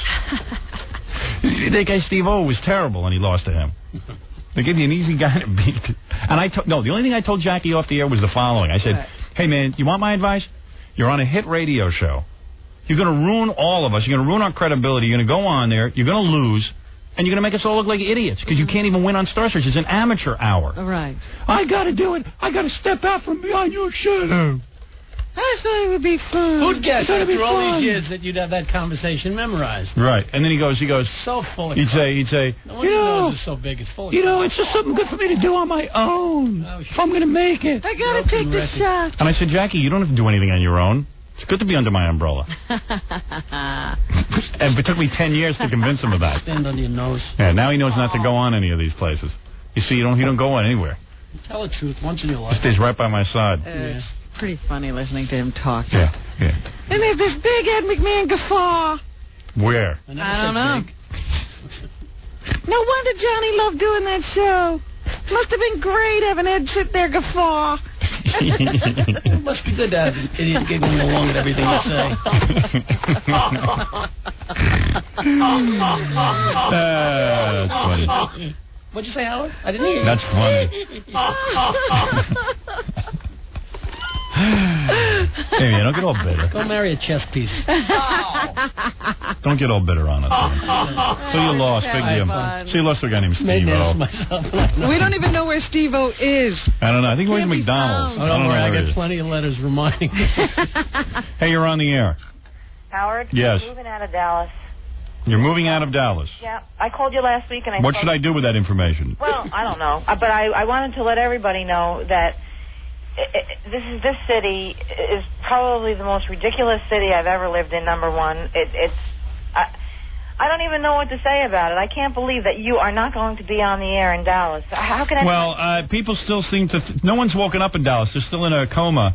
They think we're kidding? They think it's a publicity stunt. They have. They're like, oh, no, he'll be on another station. I am not going to be on another station. I will not be on in Dallas after the summer. What about our funeral? Well, we can go do that. We can go have the funeral. Well, I mean, we got to plan it. Yeah, well, go ahead and start planning. What's the matter with you? News for you. I just want to You're good at that. You plan those birthday shows, plan the funeral. You better come here when it's cool out because it's like 150 degrees here in the summer. That's right. We're leaving in August. It's never hot enough for me. I love hot weather. Dallas gets very I hot. love the heat. You will step out of the plane and faint. I don't care. It's too goddamn cold. We can't have a funeral. I'm like a lizard. I called the New Orleans station yesterday to find out how you were doing so far. Yeah. So far, the program director Vince there told me that you're doing very well. Our sales are up. Honey, I was doing well in New Orleans all along. I had the #1 show, and they took me off the air there, and I didn't get back on for 2 years. Well, you're doing real well there. I always did well in there. And I got the #1 show in Dallas. It's not a question of whether I'm doing well. It's an insurance company is buying the radio station, and they don't care to have the #1 show. They don't care. They don't want any controversy. Well, let me ask you something. They're not a broadcasting group. You wanted to do the Howard Stern Radio Network, which I think is a fantastic idea, but I know it has to be a tremendous undertaking. And what I was thinking... It's not that tremendous. I can make it happen. Well, I'm in the middle of doing it. With so many people now having these digital dishes and also the big satellite dishes, which we have, why couldn't you get on sort of like a pay... Because you're missing the point. Radio... confused about what we do. Yeah, radio is primarily listened to in cars. Unless you got a satellite dish on your car. We're not going like cable radio. Yeah, we don't want to take our step back. When I was in college, we had cable radio. They would only broadcast it into the dormitories over the phone lines. I'm not looking to take a step back. I'm a broadcaster. Yeah, but at least that way people that are all over the country, like us who tape the show every day, would have the option. I don't care. I don't care. I'm not looking to do a pay radio show. Oh, that's too bad. That's going to be the saddest day of my career when I got to do a pay radio show. I'd rather quit pay radio. Don't do that, but people say to me, "Well, you can put your radio show on the internet." I go, "Who's going to sit by their computer and listen to radio shows?" I said, "What, a guy going to carry it in his car and his laptop?" Sounds terrible. I'm not doing that. Of course, that's not my interest. I want to reach people where they live, not on a goddamn computer. Well, there's just no way that we're staying here. And I spoke to Al Brumley the other day, and I can confirm that this guy, he's a very credible radio writer down here. He really loves the show. He's in shock himself. There is no place else for you to go on the radio. Yeah, call Al Brumley if you don't believe me. He works for the Dallas Morning News. Right. No, this is true. We're not going to be on the air in Dallas, and that's the end of it. And I don't know what else to tell you. People don't believe it, and the show won't be there anymore. That's all. Sit back and relax. That's all. You go listen to some other idiots. Well, you know what the sad part is? People will say, "Oh, we lived without him before. We'll live without him now." Well, I can't. I moved here from New York. I can't live without the show. I'm addicted to the show. Well, where are you going to move to? We're probably going to move to St. Tammany Parish and right north of Lake Pontchartrain in New Orleans. I'm taking a ride there next week. And I'm on there. Pardon me? And make sure your house can pick up the station. I called the station and I found out what the radius was. You're even heard in some parts of Mississippi on the border there. So right. Wow. He said it goes out about maybe 50 miles radius, more further east than it does. Listen, I've heard of stupider things than moving away because the show's not on the air. I've heard of stupider things. Yeah, but it's not even the show, Howard. It's the whole idea that it's the attitude. Right, that this city sucks so bad that nobody can find a place for you to dump out one of these moron morning guy shows. Well, let me tell you something. I don't know what's going on in Dallas. They're even trying to put a spin there. I didn't make any money in Dallas. It's a lie. We tripled the figures, the sales figures. Well, they have to have an excuse for getting rid of the #1 show. And now everyone's sitting tight. Let me tell you something, though. The one station that brings me back one day will be a very brave radio station, and we will clean up the market. You know how I know they're lying? I took that radio station, the Eagle, and the only reason they're getting ratings now is because of the morning show. They're getting all pumped up. When Nationwide Insurance thinks they're going to bring in Lee Abrams, and that old guy is going to come in and save the radio station, ain't going to happen. It's not going to happen. When they get rid of me, my fans will rebel. There will be a 2-year period where they will have no listeners. Guaranteed. I've seen it happen before. The listeners will be pissed. Howard, when you were doing the movie and you were leaving at exactly 10 o'clock in the morning, in the beginning, when you were filming the movie, this show would end here about 15 minutes before 10, which means that there was 15 minutes of time that they didn't sell that you did sell in New York, apparently. That's right. At the end of that period, not only were they going till 10, but they were going beyond 10 o'clock with the same exact show out of New York. And this show makes money, this show is successful, and this show will make your station high profile. But I can't sit there and convince Nationwide Insurance. Let me tell you something, honey. I have never once tried to sell this show. I will never sit in a room with a radio executive and tell him why this show is great. You don't have to. That's right. I don't have to. I don't have to do anything anymore. Right. I could leave right now. I'm going to walk out that door right now if I want to. Well. That's right. Please don't do that. Uzo might die if you do that. Hey, have you ever thought about becoming a member of Heaven's Gate? I'm starting a new cult. I'm already a member. All right, thank you. You're welcome. If you really want to get the ultimate effect of this radio show, poke out your eyes, because then all you can do is listen. That's right. We'll be your television. I just can't believe that this country sucks so bad. I really can't. But the country doesn't suck, honey. You know who sucks? Who sucks, Robin? The people Government suck. Thank you. She must be a real fatso. All right. Anyway, but she's right. She's absolutely right. I don't know what she said, but she sounded like she was right. That's pretty funny. Right. I've heard of stupider things than This is my doctor. I have heard of stupider things. I'm not sure where. Where's my Dr. Kevorkian CD? Falling asleep and letting Should be in CD2. Thank you. play with the Baba Booey. Polaroid camera. Hey, so Dr. Kevorkian, the guy who kills everybody, the suicide doctor, Dr. Death, he put out a CD of music. Yes. I got to hear it. I got it right here. It's called A Very Still Life. Is it really? Yes. Get out of here. not Is that guy kidding. kidding me? Howard, he's playing flute on this. All right. He's playing flute. Skin flute.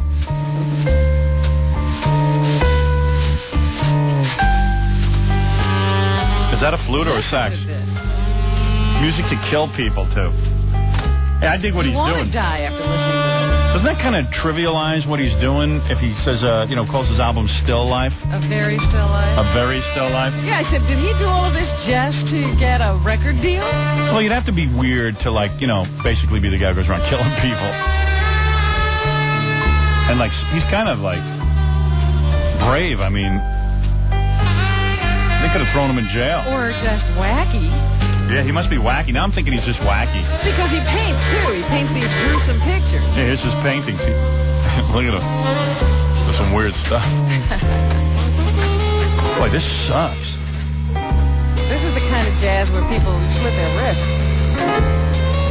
I'm depressed.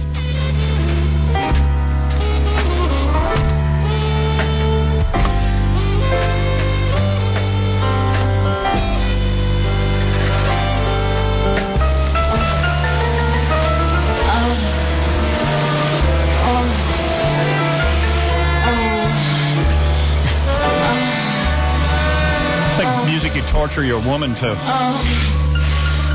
on, you. It's like a weird, the first time I ever saw Fred dance was in 1965. His gangly movements, awkward behavior. It tended to make me think he was insane. I don't know, man. Isn't that weird? Isn't that creepy? It's the kind of music, too, you'd hear in a weird horror film where, some guy's about to go kill somebody. Yeah, it's just it's eerie. Yeah. Let's hear it. Maybe there's more upbeat track. I hope, because that one's awful. The next one's going to suck, too. Oh, whoa. Was that really him? Did I hit the wrong button? You're playing the album. Yeah, that's it. I thought I hit the wrong button. I was like... This is a little more upbeat.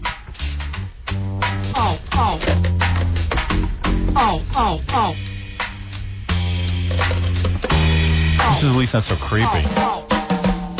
Where's the flute? Is that a flute or a sax? It sounds like a sax. Fred, what is that? That's definitely a saxophone. Does he play on this at all? What? Does he play on this at all? Because Are you sure he's playing flute? I don't know. He plays flute. I haven't heard it. It's mixed so low in the background you can't even hear it.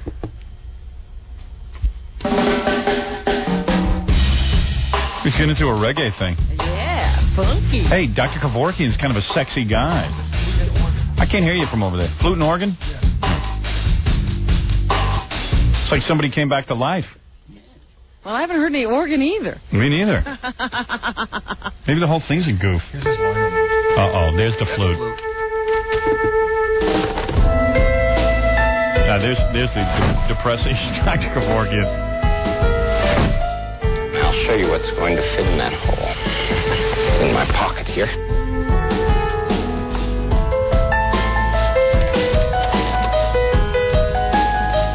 I'd get all soapy, soap suds all over me. And then my grandfather would take this hose and go like this with me. He'd squirt all over me until the soap... So you were playing? Yeah, my grandfather and I did a lot of playing together. Jesus.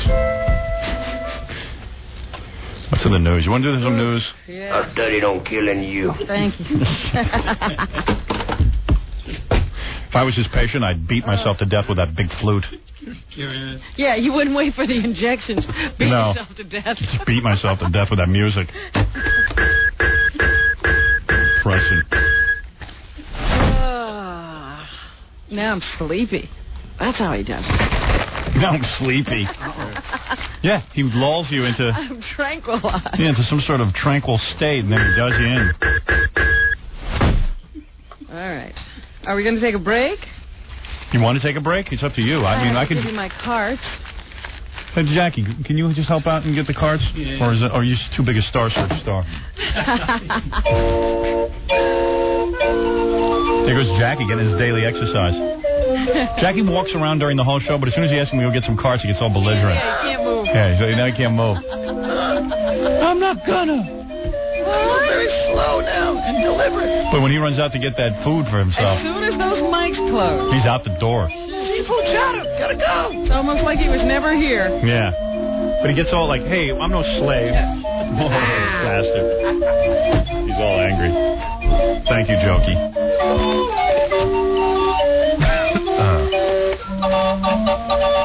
I love Jackie's music, too. No, you can listen to this all day. It's better than Dr. Kevorkian. Thank you very much. Yeah. This is the most evil music on the planet, isn't it? As soon as you hear this music, like you're out in, like at a circus, you know something bad's going to happen. That's right. Some creepy clown is going to come up to your kid. You know, you ever look at the people who are clowns, like when they're not in their makeup, and then they put their makeup on, and people just put their kids like near these guys. Sure. Well, you know who they get to play Santa Claus for these department stores and stuff. Bums. And people put their kids in I their know. laps. They're drunks. And people just throwing their kids on these guys. I don't care. Got put on a red suit, you can have my child. A lot of these guys are child molesters. What do you think they're doing Santa Claus gigs for? Who cares? I'm thinking of writing a horror movie about a Santa Claus. Like every Christmas, the guy goes out and kills as Santa Claus. I'm working on it now. That's already been done. Oh, it has? Yeah. No. What movie is that? What was it called? It caused great controversy. See, I knew it would have been a good movie. Figure somebody did it already. See, the guy puts poison in his beard, and then when the kids get real close, they accidentally inhale it and they die in his lap. How about a murderous Easter bunny? Would that work? Has that been done? They haven't done anything to the Easter Bunny yet. I think that one's still open. Oh, too bad. I really had my heart set on Santa, but Did you hear Santa's creepy, man. Santa's a creep. Well, you know, I used to think about that, after because I used to do that as a kid, stand in the line waiting to go sit on that guy's lap. Did you always go on a white guy's lap, or did you ever have a black Santa? It was before black Santas were. Right.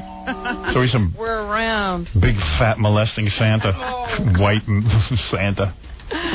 So, yeah. I got the white Santa. The black Santa still freaks me out.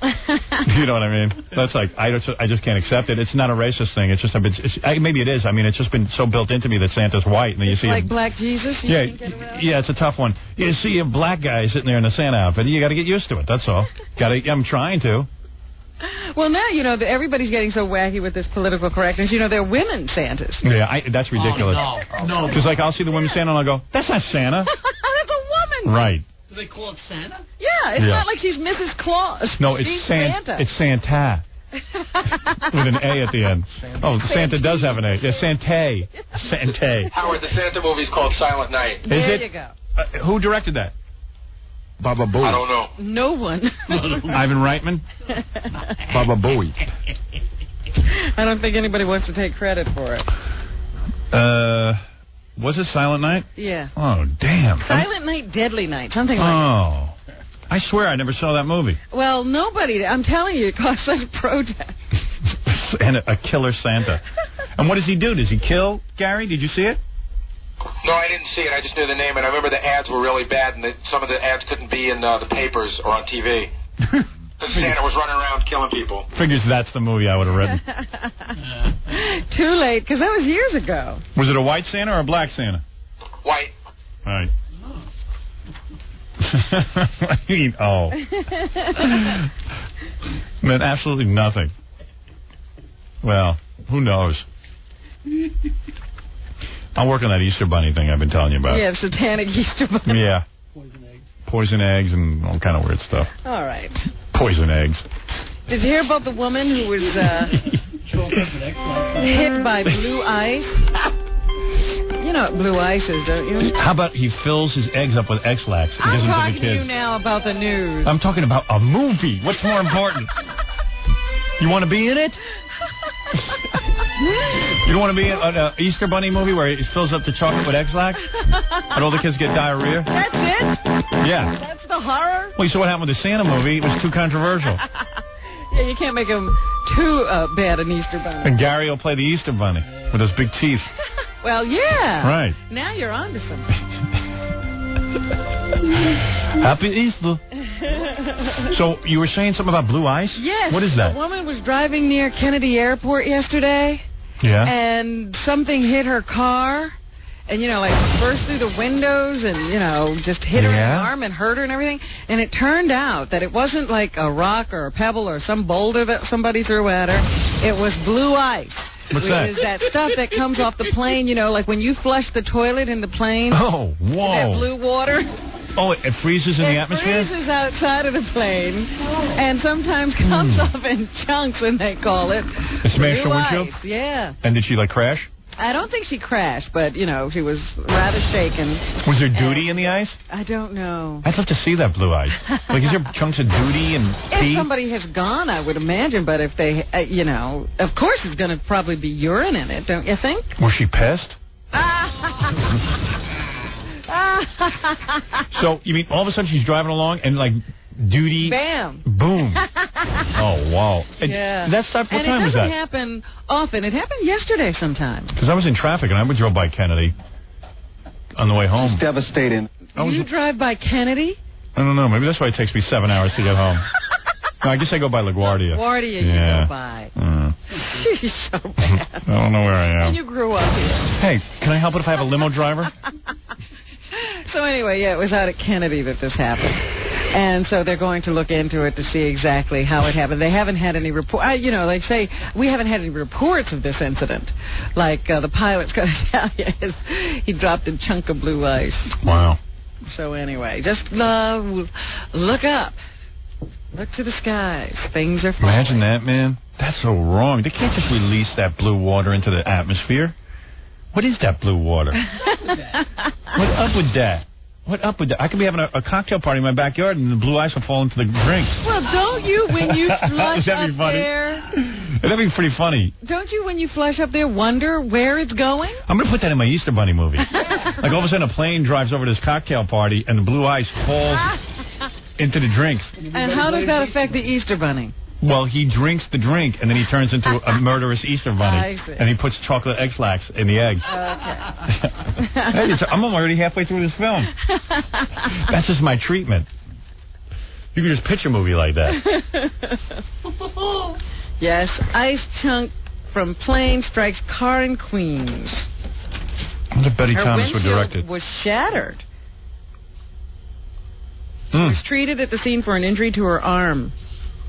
Wow. That's freaky. It happened about 3:20 in the afternoon. What's up with that? The block of ice also dented the car. Oh, man. There. It does happen. Blue ice, man. It happened.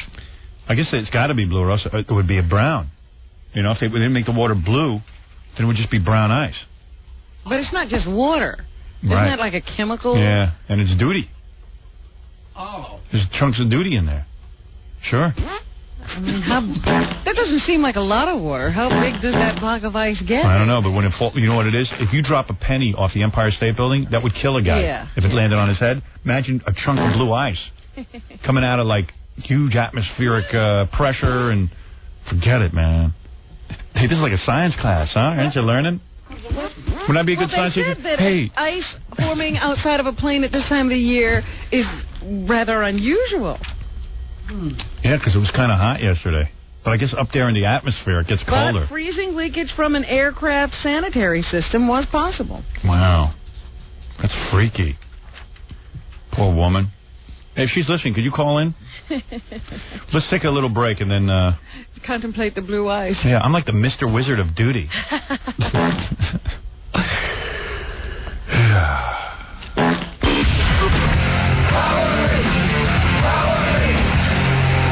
All right, you're listening to Howard 97.1, The Eagle. Good morning. This is Roseanne, and welcome to the Howard Stern Show. I love Howard Stern. There have been times when I've hated Howard Stern, and maybe by the time you hear this message, I'll hate him. I've come to despise him a couple of times, and then maybe even like him again, but oh, who cares? Here's somebody I either like or hate, depending on the season, Howard Stern. Thank you, Roseanne. What a nice thought. Robin, what else is in the news? Did you see they're debating whether people should have day after treatment if they suspect they have been in a situation that might cause AIDS?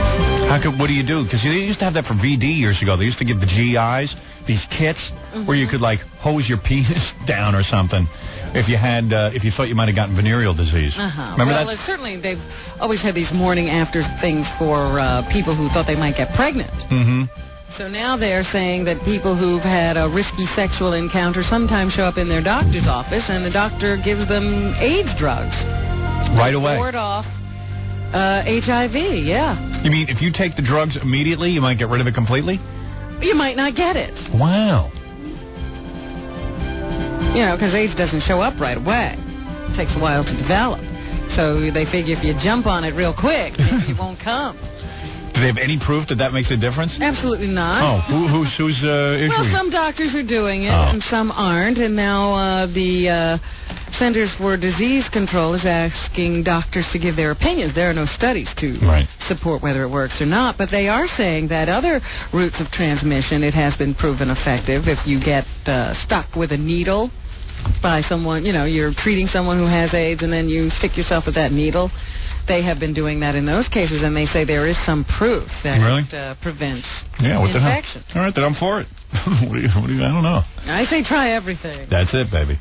You know, but, you know, they talk about guys who, you know, have gone for a dalliance with a prostitute and then gotten gonorrhea, and they're like, man, maybe I've gotten everything. Yeah, it's worth a shot. So they give them the treatment for the gonorrhea, and then they say, you know, hey, take these pills, too. Cool.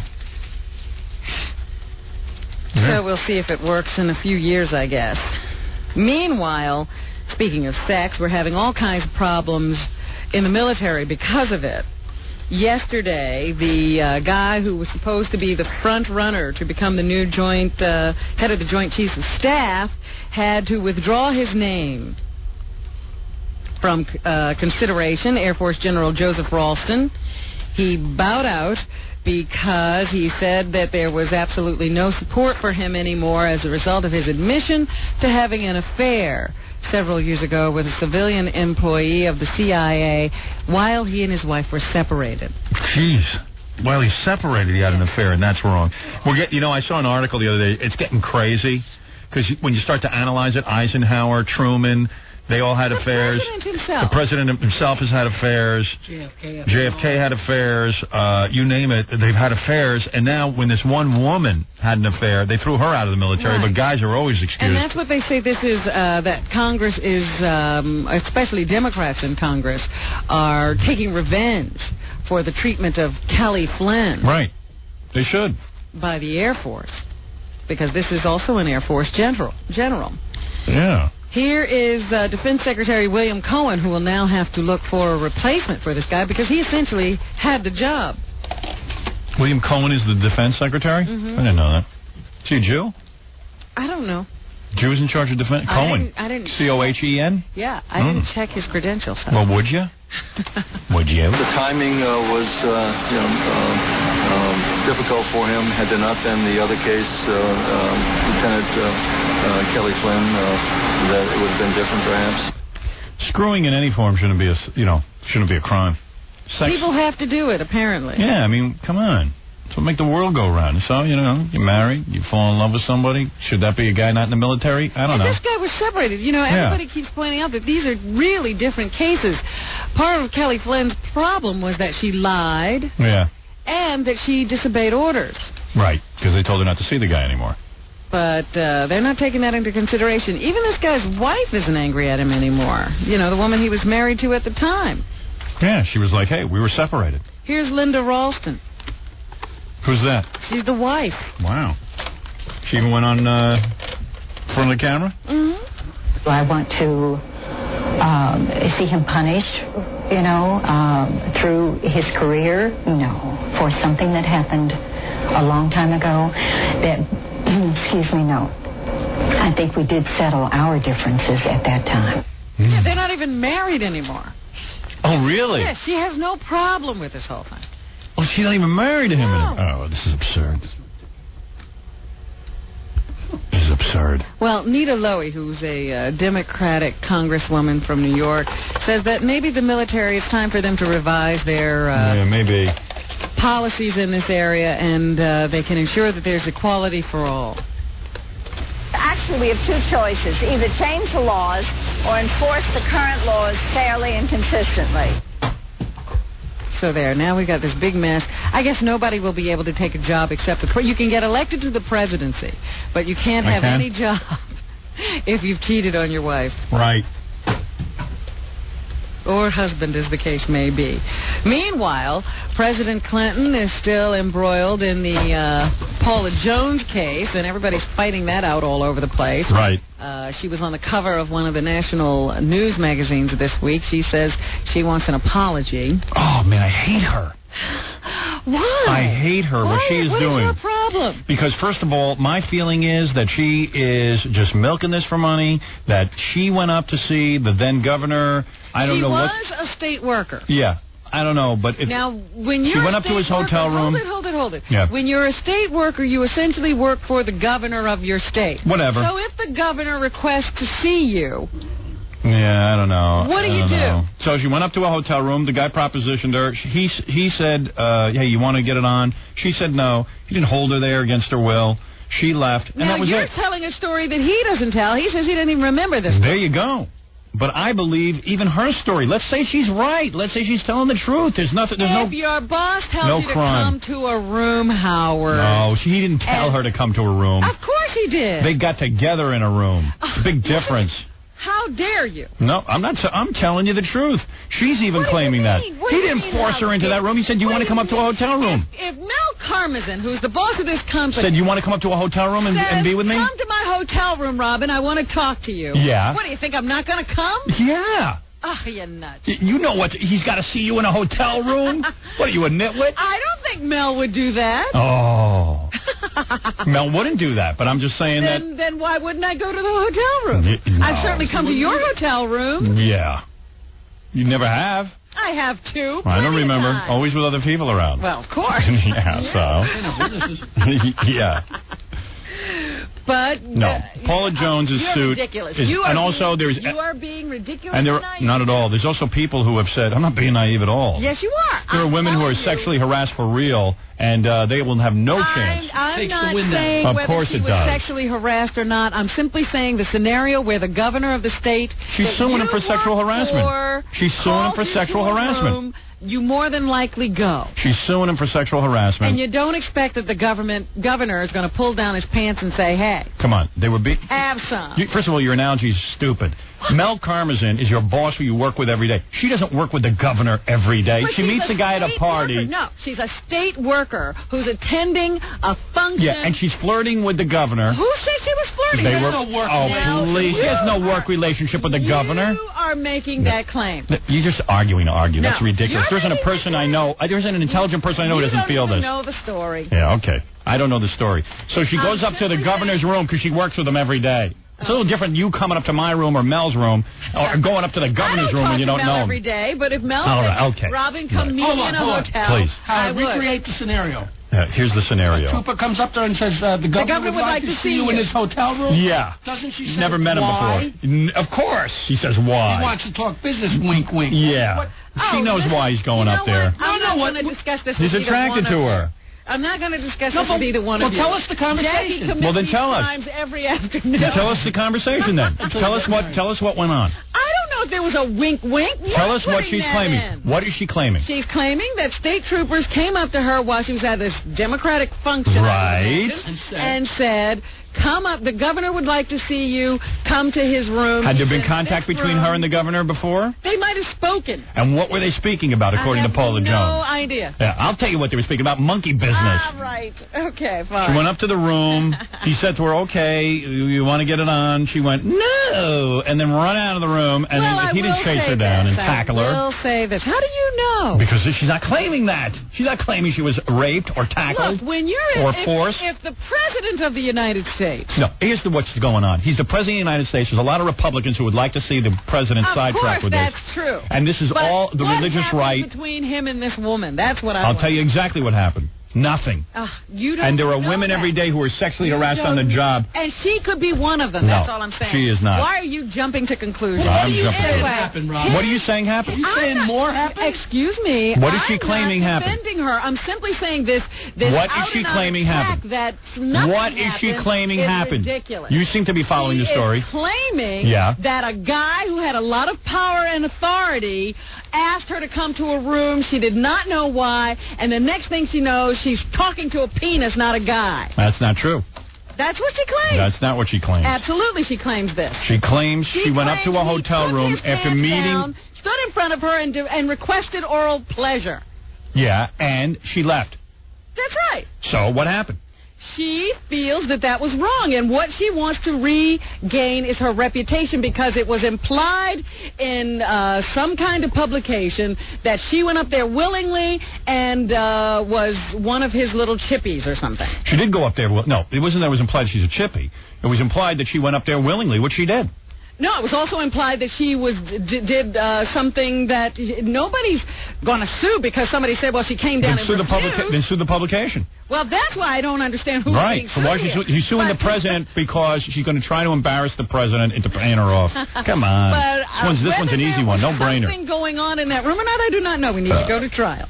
No one knew about it until she brought it up. How did he get into this magazine? She probably told him. I don't know. I have no idea what she did. Anyway, I don't know. You know what? I don't know the woman. Many people are arguing about this as we are here. Here's James. And by the way, I don't know that she told anybody anything. I don't know if she told the magazine. I don't know anything either. That's why I'm saying, why are you saying what happened in the room? I know by her account, by what she's complaining about, it seems like no harm, no foul. That's what I'm telling you. To you. To me. It didn't happen to you. That's right. James I only pray Carville. it does. I wish the president would ask me if I want to have sex with him, and I'll say no, and then I can go sue him. All right? If that's what's happened, James Carville. She sues for $700,000, and then they say, well, why don't you give the money to charity? And I said, I want to. It's things about three things: money, and more money. Right. That guy's right. I met that guy. And here is Gil Davis, Paula Jones's attorney. Just sort of a pattern that we see a lot of these attack dogs for the White House. They're not allowed to defend themselves. Carbaugh's one of them. Trying to carry water that they can't hold in the bucket. Yeah, he's the only one saying this. Thank God. I mean, I know women that are furious about this because they know there are so many more important cases. It's just a lame one. It's just lame. It's lame. And James Carville is right. It sounds like you're an attack dog for the White House. Absolutely. I absolutely am on this one. I know what went on. I know what she's claiming. The one thing I can say is that Jennifer Flowers has defended the president. Well, that doesn't help. What good is that? And said it doesn't sound like his M.O. to her. Yeah, please. This whole thing reeks. The whole thing reeks. And you know what's really weird, too? What? That guy who wrote the book about the president who said that the president sneaks out at night and cheats. Right, yes. And now then said, oh, I lied? And then said, no, I didn't. No, I didn't lie. Yeah. Hey, the president has no recourse. I mean, he has no recourse. He has no goddamn recourse. He's got to sit there, and then he's got a wife and kids he got to go home to. And he goes, I swear I'm not going out at night cheating. What? It's wild, man. Might as well cheat. Once you get that reputation, just go do it. You know what I mean? To do it. You've already been accused. Yeah. You might as well. You might as well do it. Jesus, the world's screwy. I have a question for you. I was reading Glamour magazine last night, since we're on this subject. Yes. And this read Glamour? No, every once in a while. You are glamorous. I could see that. Yes. What is that? You might see me. Go ahead, yes, Glamour magazine. I try to keep up with what's going on in every sector. But anyway, this woman writes in a question. By the way, can I just say one final word on all this? You think they'd open up the Mary Jo Kopechne case again rather than worry about this thing? Go ahead, yes. Forget that. Right, forget that Kennedys case. can get away with anything, apparently. I got to become a I Kennedy. understand that one of those Kennedys was apologizing this weekend. Yeah. And when he mentioned his brother, who I am sorry. allegedly slept with the babysitter, he said, well, you know, we thought these were private family matters. Evidently they're not. So anyway. Right. What was I saying? Oh, this woman writes to Glamour magazine, and she says that there was this guy. She and the guy were out one evening. They come back to her place, his place. I don't know what the actual scenario was, but they start fooling around a little bit, have a drink or two, and, you know, she's feeling amorous, and so, you know, she tries to get it on. Go ahead. But he's not going for it. Okay. So... Peg. Homo. Calm down. Peg it. I'm trying to ask a question. All right. Go ahead. So she keeps trying to get him turned on. She must have been a real pig. To the point of reaching Into for his it pants. Yes.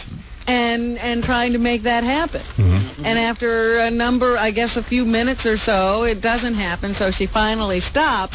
And he said to her, if the situation were reversed, he were a guy and he's a guy, but if he were trying to get her to have sex with him against as she was, and he put his hand in her pants, he could be accused of sexual harassment, molestation, all kinds of criminal charges could be brought against him. First of all, the guy could get up and walk out. He probably enjoyed her reaching into his pants. That's number one. Number two, a man is usually 9 times out of 10 more powerful than a woman. When he starts when a woman says no, wait a second. When a woman says no and says don't reach into my pants, that absolutely is correct.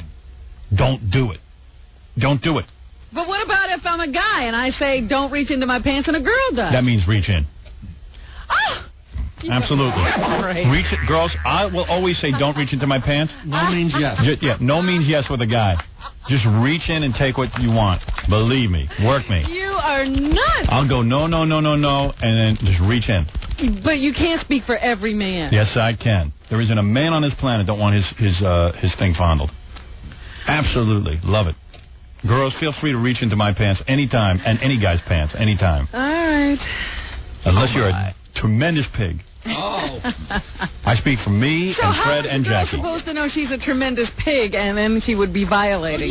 Look in the mirror. The mirror tells all. The mirror does not tell a girl whether she's a pig in your eyes. Listen, if you haven't been on a date in 3 years. Suppose she has, but you don't like her. Well, just, you can get up and just get up and leave, okay?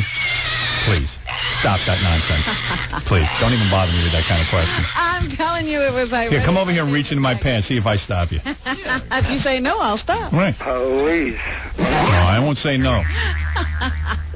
Anyway, let's move on. Go ahead. No, I can't. Why do I have this discussion? Look at those nice long fingers tapered. Anyway. Put them in my pants right now. Make me feel nice. Yesterday, who was in court? Me. John Hinckley Jr. John Hinckley Jr. And his parents were there with him. They are trying to What the hell's get that him about?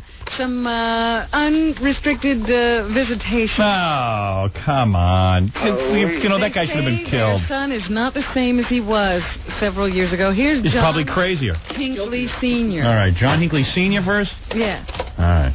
We've seen him change from the very ill young man who was obsessed with Jodie Foster in 1981 To a very ill old man obsessed with Jodie Foster. to a very well man now. Why would we take his word? Yeah, he didn't know he was sick before. He couldn't. He's the one who threw his son out of the house when he was all mental. Yeah. Why would I listen to him and his evaluation? Why couldn't he set his kid on fire? Why couldn't he? Here's John Hinckley Sr. again. I mean, we need this guy running around. It's that important? We need him getting visitation? He's a totally different personality in person. He's very, very sorry for what he did. He was wacky enough to shoot the president. Yeah, Jim Brady has never recovered. Yeah, please. He would do anything to try to undo it, but he can't. But this is the next best thing is to give him a second chance. Yeah. Why? Why? What do we need the aggravation for? Why I have to lay in bed worrying if John Hinckley Jr.'s running around? And here is Joanne Hinckley, who is the mom. I mean, it was like John and Joanne in that family. No wonder the kid went nuts. We thought that in any way that he would present a danger to him, to others, or to himself, Another one will take her evaluation. we would not be doing this. Honey, no offense, you are the least qualified person to tell us what John Hinckley Jr. is thinking and feeling. You lived with him and couldn't tell that he was bonkers. Look, there is no amount of sympathy those people could try to get me to feel that would want me to allow him to have a second chance. I believe that guy should rot in hell for the rest of his life. And you want to know something? If you want to do something, and the parents want to see him that bad unsupervised, put them into mental hospital with him. Yeah, and lock them in there with him. See him only once. Yeah, they can see him every day, unsupervised. Yeah, we'll lock them in the same cell for the rest of their lives. Give them that option, Robin. That's a good idea. I didn't think of that. Let them all drive each other nuts. I got to take a break just because you've upset me that much with that story. I must take a break. Howard Stern, the bad boy of launch radio.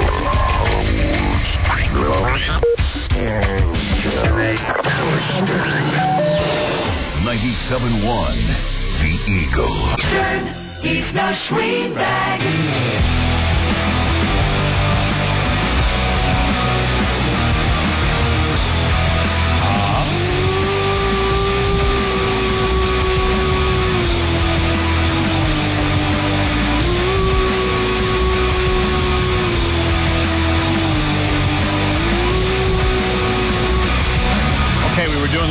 Robin, what else is in the news? Well, of course we have to talk about this kid. They're calling her the prom mom now. Prom mom. Yeah, that's nice. Prom mom with a dead baby. She went to the prom. There's videotape of her entering the prom with her boyfriend. She was wearing a loose-fitting outfit. Jackie's wearing a loose-fitting outfit. I wonder if he's pregnant. And nobody could tell Jackie's pregnant. Right. That's what everybody's saying, that no one knew she was pregnant. And there she goes. She's going into the prom. She's dancing the night away. Takes a little trip to the ladies' room. Stays away for about an hour. Comes back and starts dancing to Unforgiven by Metallica. Great song. I thought it was Nothing Else Matters. Well, once that just happened to be the song that was playing when she came out. And then she requested Nothing Else Matters. Nothing Else Matters. You know, that's weird. You know, I said to my wife yesterday, I said, you know, you bitched and moaned when you had the kids. I have to have a nurse. I have to have a nurse and this, breathing techniques. I have to have a block from the waist down. What is that called? Epidural block. Oh, my God. This girl goes into a prom. She was having an evening out. Yeah, runs into the bathroom. And Would you go out? Time it takes to move your bowels, she gave birth to a kid. And came right back out. Which means she was doing that whole labor thing, earlier in the day and the evening, as she was getting prepared to go to the prom. I told a friend of mine this story. He hadn't read in the paper yesterday, and he thought I was kidding him. He said, "You're pulling my leg." I go, "No, I swear to God. It was blood all over the walls and everything." Right. It was a real messy birth. Yeah, it was like that scene from, what's that movie with Sissy Spacek? Carrie. Carrie, yeah. The bloody scene at the prom. The pig's blood. Yeah, I never went to my prom. It wasn't cool. But you know what? Maybe proms are getting cooler. People are giving birth during them. Yeah, anything could happen. You don't want to miss them. Yeah, I wouldn't go to a prom. So anyway, now they're trying to determine if they know that the baby was alive. Right. Oh, they do know. Yeah, but, there's technicalities. Like if the baby took a breath, then we can charge her with homicide. You know what? I say don't charge her with anything, and I'll tell you why. Well, on the one hand, I don't want her running around the street. She's obviously clearly disturbed. Yes. But on the other hand, what am I going to do with her? She had this baby inside of her. Lock her in jail for the rest of her life. Okay. Yeah, what do you want her walking around? Yeah. Now I think about it, why would I want her walking around? Having to get a job and maybe go off in some other wacky way? Get rid of her. Can I ask you a question? Sure, you can ask me a question, If your date for the prom was pregnant, you think you'd know it? Well, what if she's like a heavy-set chick? You ever see these fat chicks? Even in, February or something, she was wearing, belly shirts and stuff, and everybody just thought she had a gut, Like she'd been drinking. And then she's gone for an hour? Yeah. Well, sometimes people stop and talk at parties. You know how that goes. You know how girls are. Like my daughter, my oldest daughter. And she disappears for an hour. We went to a party on Sunday. She disappeared in the bathroom for like 25 minutes. She might have given birth. I don't know. So I was like, hey, where's Emily? And Emily was like hanging out with these kids in a bathroom. They go there so they can get away from parents. And I was like, hey, that's cool. I'd do anything to get away from my parents, so let her go. We went to Dee Snider's christening. Oh, he had another baby? He had another baby. Good Lord, They had a what's girl. he doing? Dee Snider from Twisted Sister. Named this one Cheyenne. Wow. Every kid has a Western name. Yeah. Cody, Cassidy. And he has a Cheyenne. Cassidy, too? No, he has Cody, Jesse. Jesse, yes. Wild Bill. He's got all kinds. And so this one's Cheyenne. I said, Dee, weren't you a devil worshiper? Now you're christening people? He goes, that's the thing you got to do. But he's not a devil worshiper, evidently. He's trying to protect the child Right, from from himself. Satan. Yeah, and himself. His next kid he wants to name Sitting Bull. He's into this Indian thing. It's kind of, like a Western thing. Well, that seems to be the thing these days, Yeah. the Western thing. Cheyenne. That's a good name. His wife's still a piece of ass. She's had like 5 kids, and she still looks good. She was wearing a micro mini skirt. Mm-hmm. All the guys were looking at her. I purposely didn't look at her because I didn't want to be caught looking at Dee's wife. Collar spun around. Yeah. I didn't even look. Yeah. Wouldn't look, because the kids were all doing a hula hoop thing on the dance floor. Like they had a little party and everything. And then Dee's wife got up and started doing the hula hoop in this micro mini skirt. Yeah. And like her chest was popping out of the shirt, the top and everything. And I just said, you know what? Every guy here is salivating and staring at her. I am going to turn around in my chair. Different? And you know who I sat? I talked to Roger, the serial killer interviewer, the whole time. Didn't turn around once. Like she wasn't even there. Yeah, me and Roger refused to look. We're just like, hey, who wants to look at her? Enough guys look at her. We won't give her the satisfaction. Can't have her. That's right. Can't have her. Wreck her whole day. I wrecked her day. Won't even look. Howard's not looking. Dad? I won't look. I'd only look at ugly chicks. And Roger. I sat down next to Roger for 2 hours. Was man. you all chest up? Well, what No. did you and Roger talk about? You don't want to know. Did he take it? You don't want to know. I can't even talk about it. That's funny. I can't even talk about it. You too. Oh, man. Sick mind. Yeah. And then we look over, like he's got a kid and I got 3 of them. And we look over at Roger kids. has a kid? Yeah, Roger's got a kid, yeah. The kid's real normal, I think. Seem real normal. Roger hasn't gotten a hold of it yet. Yeah, the mother primarily raises the child. And Roger's real weird when he sees a little baby, like Dee's baby, because they're friends. Yeah. He goes, do do do do do do do. Do, do, do, do, do, do, do, do, do. And he goes, okay, that's enough. Anytime a little kid comes over. He isn't right. That's the only way he communicates with children. My God. Do, do, do, do, do, do, do. All right, out of here. Next case. Yeah, we had a real weird conversation. Well, what other kind of conversation you going to have with Roger? And I'm not allowed to call him Roger. We call him Mako. Wait a minute. When is he's Mako when he's playing pool? Yeah, well. No, you weren't playing pool. He slipped into it again. So strange. Yeah, it was a christening, and, Dee's wife makes clothes, so the baby kept getting changed every 15, 20 minutes. The baby was doing outfit changes at the christening. Yeah, all that Suzette had made. That's a fashion show. Yeah, it was unbelievable. John Benet Snyder. Yeah. No. Put her in a beauty pageant. Don't say that. Yeah. Every minute with a new outfit. The baby had on rouge and eyeliner. Made up? Oh, you made up. Beautiful. Jeez. Beautiful child. Mini skirt. I was very happy for Dee. How are those boys of his? Good kids. Yeah? Yeah. They were nice. They were dancing. They had some pretty good dance moves. Yeah? Yeah. And did the girls like him? Yeah. my oldest daughter liked Dee's oldest son. She thought he was real cute. And I said, just put it out of your mind. There's something wrong with that. Move on to the next. Don't go there. Yeah, move aside and let the man go through. Let the man go through. Don't even go there. Not interested in having merger? D as my machatenister. I'm not interested. He's my friend, that's all. It could be worse. I don't know. She could be dating Roger. Yeah, what if she takes up with Roger's son? I'm really in trouble. I got to deal with Roger all the time. There you go. Your D-son looks like a I told my kids, the day you get married, I ain't dealing with your in-laws. I'm not dealing with your You're husband. telling me you're never going to meet No way, honey. You say that bull, I'm telling you, but baby. I know what I'll you'll move do. out of the house first. I know what you'll do. Because they're all just trying to get into my life. You know what? Stay away. You'll be right there. Back off. What else you got? We're still talking about prom mom. So Yeah. they're trying to determine if the baby took a breath. Then they start. Of course she did. Today. Was it a boy baby or a girl? I don't know. They didn't say. Bet you it was a boy. But my point is, of course it was alive. Even if the baby wasn't breathing because of whatever problem, if she had been in a hospital situation, he would have lived, or she would have lived. It's weird. Like, you wonder why a girl who is that independent that she would go into the bathroom stall and have a baby on her own just didn't get an abortion. Yeah, and then she goes back out to the dance floor? Well, why miss the prom? I mean, honestly, that's the only thing in this that makes sense. Oh, my God. I mean, how often do you get a prom? Especially if you're going to prison for the rest of your life. I can't see the whole thing. I really can't see the Really? whole thing. Well, This is very weird. She got done with the baby and she said, well, I guess I got to go back to the prom. I mean, what am I going to do, go home and mourn? Oh, goodness. So anyway, now she's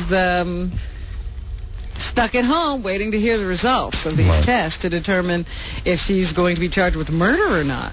Absolutely should be. Well, this has got to be a crime somehow. We're not sure what it is, but we know this crime has been committed. This has got to be a crime. Right.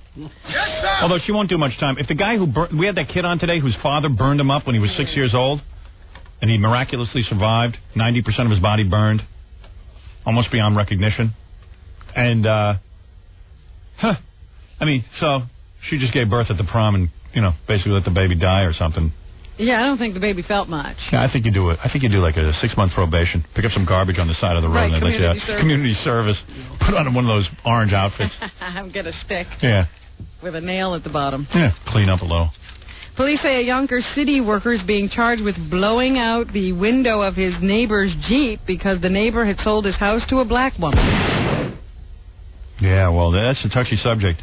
A lot of these so-called white people. So-called white right.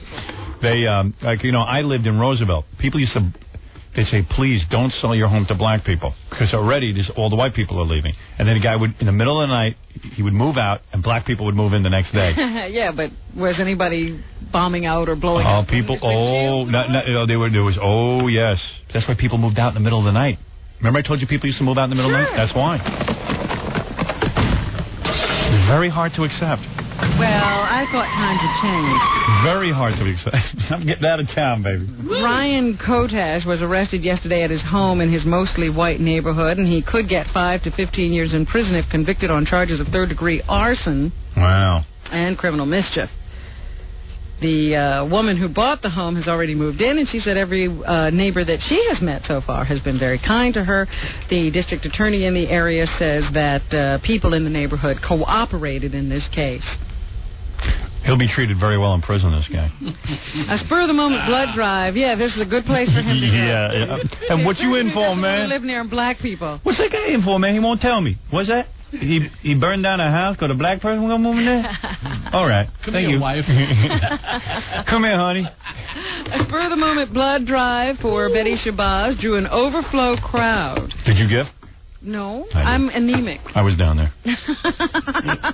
Hey, man, all I know is that woman's got to be in some kind of pain, man. Yeah. That's got to be the word. I tell you something, if I burn my finger on the toaster, I'm upset. That kid, what's going on with the kid? Are they going to electrocute him or what? They really should make an exception. There is no way. He's a child. He's no child.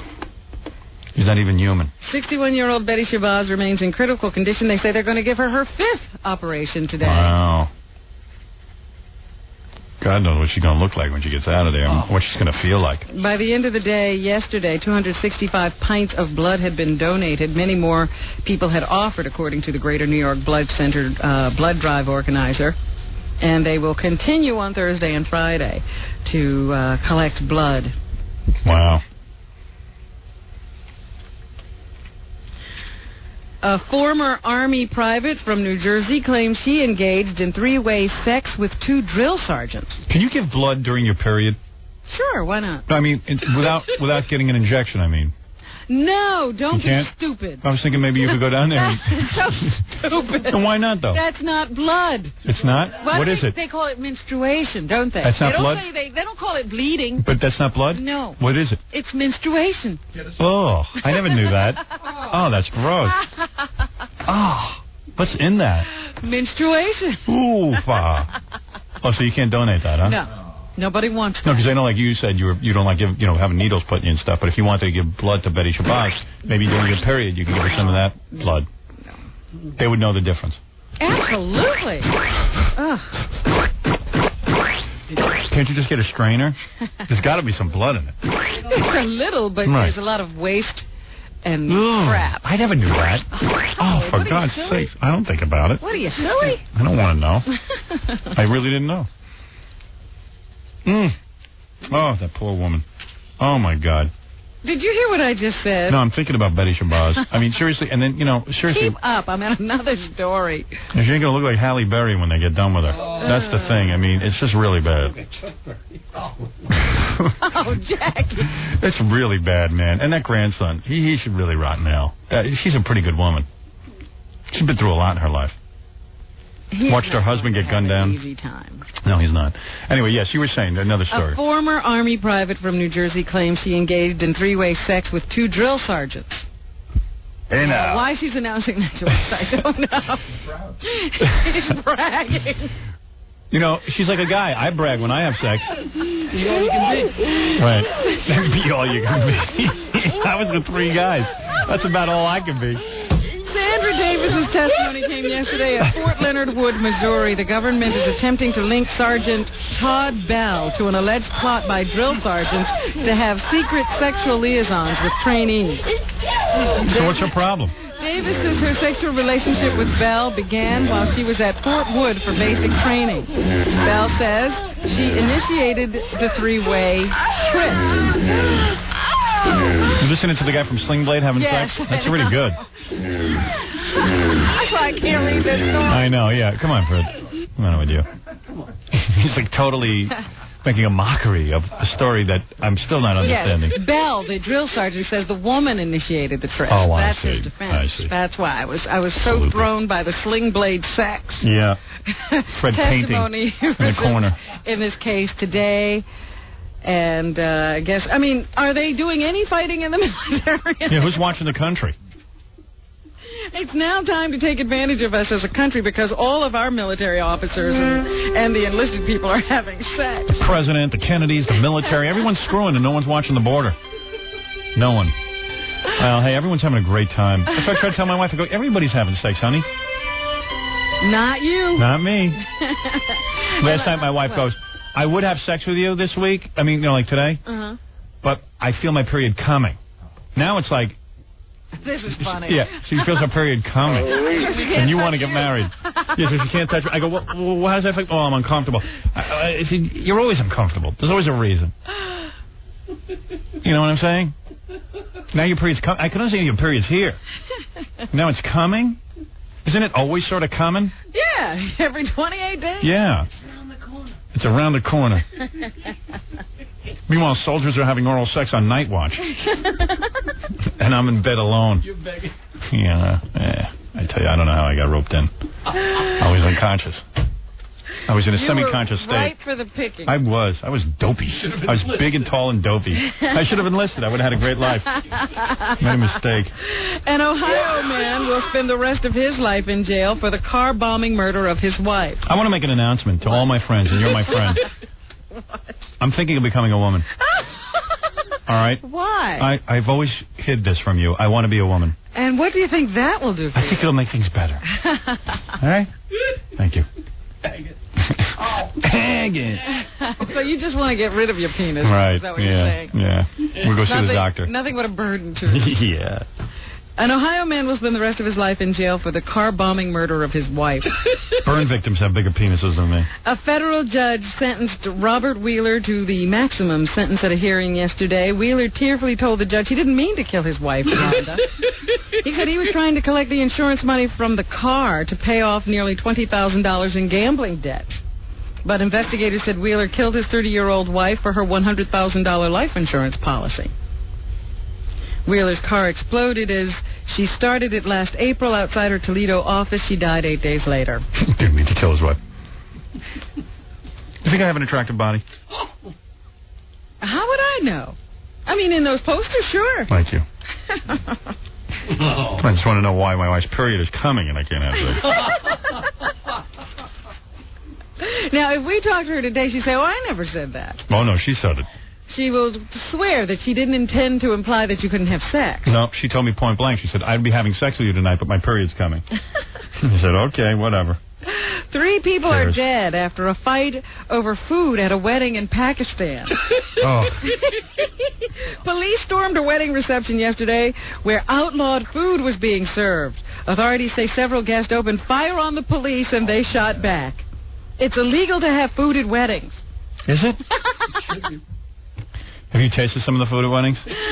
Pakistan's newly elected prime minister outlawed the food in an attempt to curb lavish, costly receptions common in the poor country. Doesn't make any sense. The penalty for serving anything other than soft drinks, tea, and coffee is a fine. A Yale researcher has come up with a way to create a different kind of cancer drug. Now, finally, somebody doing some work in this country that would be gentler on patients. Yeah, most Yale guys just become comedians now and work for David Letterman. That's right. Yale and Harvard guys. Now at least someone's working on some science stuff. Craig Cruz says his new class of anti-cancer drugs should work without major side effects on a wide range of common tumors and reduce the need for surgery. The drugs would work by cutting off the blood flow to the tumors, starving the cancer. I always thought that would be possible. Withering its growth and then making them shrink. Excellent. This guy should win an award. Guess what I got to go do right now? Excellent. I got to go talk to a bunch of Irish guys who just saw the movie. Oh, dear. I got to do a press conference. God, that sucks. Irish guys. Yeah. Ireland guys. Angry Ireland guys. And this can go into the dumbest crimes. Can you give that drug, that cancer drug, to my wife so it will cut off her blood flow and then she wouldn't have her period? And then I could have sex? Well, that would be like, you're treating her uterus like a cancer. Right, it is. You'd strangle the uterus. Right. Starve to death, and then it would fall out. Right. And that would be I think menstruation. That would be very healthy. I can't believe menstruation isn't blood. Wow, I learned something on the show today. Yeah, it's like Mr. Wizard today. Did you know that? I didn't know that. I thought it was just blood. It's red. Robin says there's stuff in it. Of course there's Robin. stuff in it. Ooh, I don't even want to think about it. Like Oh, blue I'm eyes. just, I'm going to go gay. Not that stuff, Howard. I'm gonna go That was gay. ridiculous. Oh, you're so stupid. Yeah. Look at you. I want to vomit. Start fag. Anything else in the news, Robin? I'm telling you about a crime that was committed in Fort Lauderdale, Florida, the other day. Yeah. Police say a robber walked up to the bank teller in Fort Lauderdale yesterday and handed her a note demanding money. He claimed he had a pipe bomb. The teller asked him to wait a little bit, and he did so. And she kept him waiting for 20 minutes. That gave the teller time to call the police, who were waiting outside until the teller turned over a bag of money to the guy. As the bandit left, he was taken down by a police dog. Wow. There was no bomb, and the money was recovered. The suspect was arrested and treated for a minor dog bite on his leg. What kind of stuff is in it? Just, first of all, that is the lining that stuff is in the lining of the uterus, waiting for implantation. If an egg should become fertilized. So it just sits there. I'm so upset. And, I guess due to cell exchange or something, various toxins are going back and forth between, and then that whole menstruation is a flushing. So you get all of that stuff out and you start with a clean uterus again. Pee or something. What? What? Nothing. I don't want to think about it. Go ahead, yeah. What did you just say? It's got elements in it. Yeah, but it's not from that system. No, Howard. I know. Completely separate I hear you. system. It's just it's all the same. all the same. Fewer women are smoking during pregnancy, and fewer kids are having babies. Good luck. How old are you, Study out Jackie? today. No. He's an idiot. What did he say? It's all the same stuff. Oh, he's a scientist. A study out today by the Centers for Disease Control and Prevention finds pregnant smoking fell by 14% in 1995. Studies show that infants of smokers are twice as likely to be born smaller than those of non-smokers. I don't believe that. And after birth, those babies are more likely to die from sudden infant death syndrome. I don't believe any of that. or have other lung problems. I know tons of women who smoke during their pregnancy. The kids are fine. The CDC also reports teen birth rates dropped 4% from 1994 to 1995. The decline was higher among younger girls, and while the drop was noted across all racial groups, it was most noticeable among black teenagers. And finally this morning, I think my mom smoked when I was in there. there is a new Barbie doll. You know, Barbie has a new friend. Oh, that's funny. The handicapped Barbie. Yeah. This is ridiculous. Does everything have to reflect real life? Share a Smile Becky was introduced, and now all the little kids that are in wheelchairs and were very excited about Share a Smile Becky coming on board because now they had a doll that looked like them. Right. They're all upset because she can't fit into Barbie's house. Yeah, Barbie's house doesn't fit the wheelchair. Isn't that funny? You can't get through the door. Her house is not handicapped accessible. See, just like real people, Barbie dolls are prejudiced. Oh, my. Against the handicap. So the dilemma has upset some disabled teenagers who see a parallel between the doll's life and their own. Oh. This inaccessibility is what we live with every day, according to a 17-year-old junior with cerebral palsy.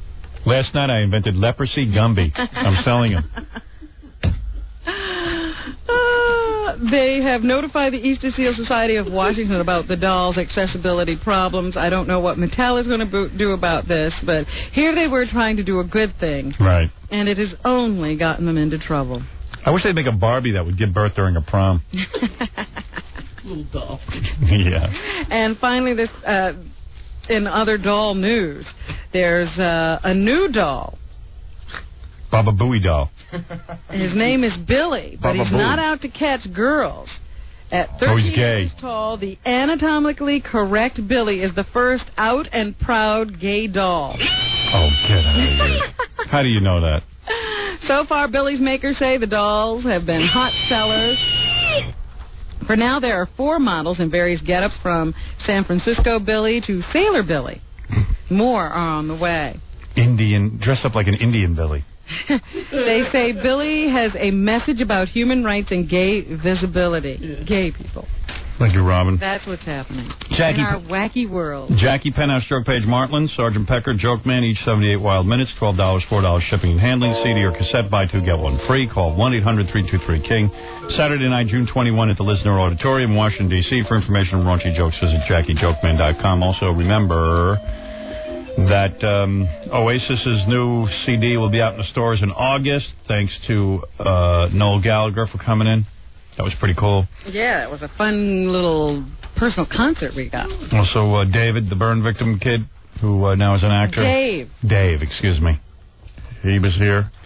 Also, Steve the Gorilla and Grandma Sylvia's funeral, and 718-BAG-5040 for Scott the Engineer. That's his phone number if you wanted to spin records at your party. Whatever the party, wedding, bar mitzvah, you name it. And we'll see you tomorrow. You're listening to the Howard Stern Show. Modell's, I guess.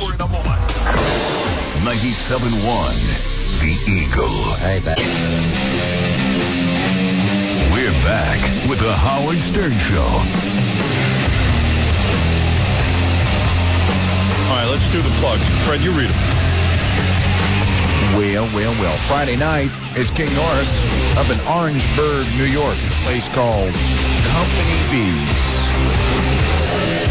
Figure it out together. And if you're planning a wedding or a party, you don't need to figure out who you want to call. It's Scott the Engineer. The number is, of course, 718-BAG-5040. That's the number for Rocket Entertainment. Okay, everybody, thanks. We'll be back tomorrow. We'll see you then.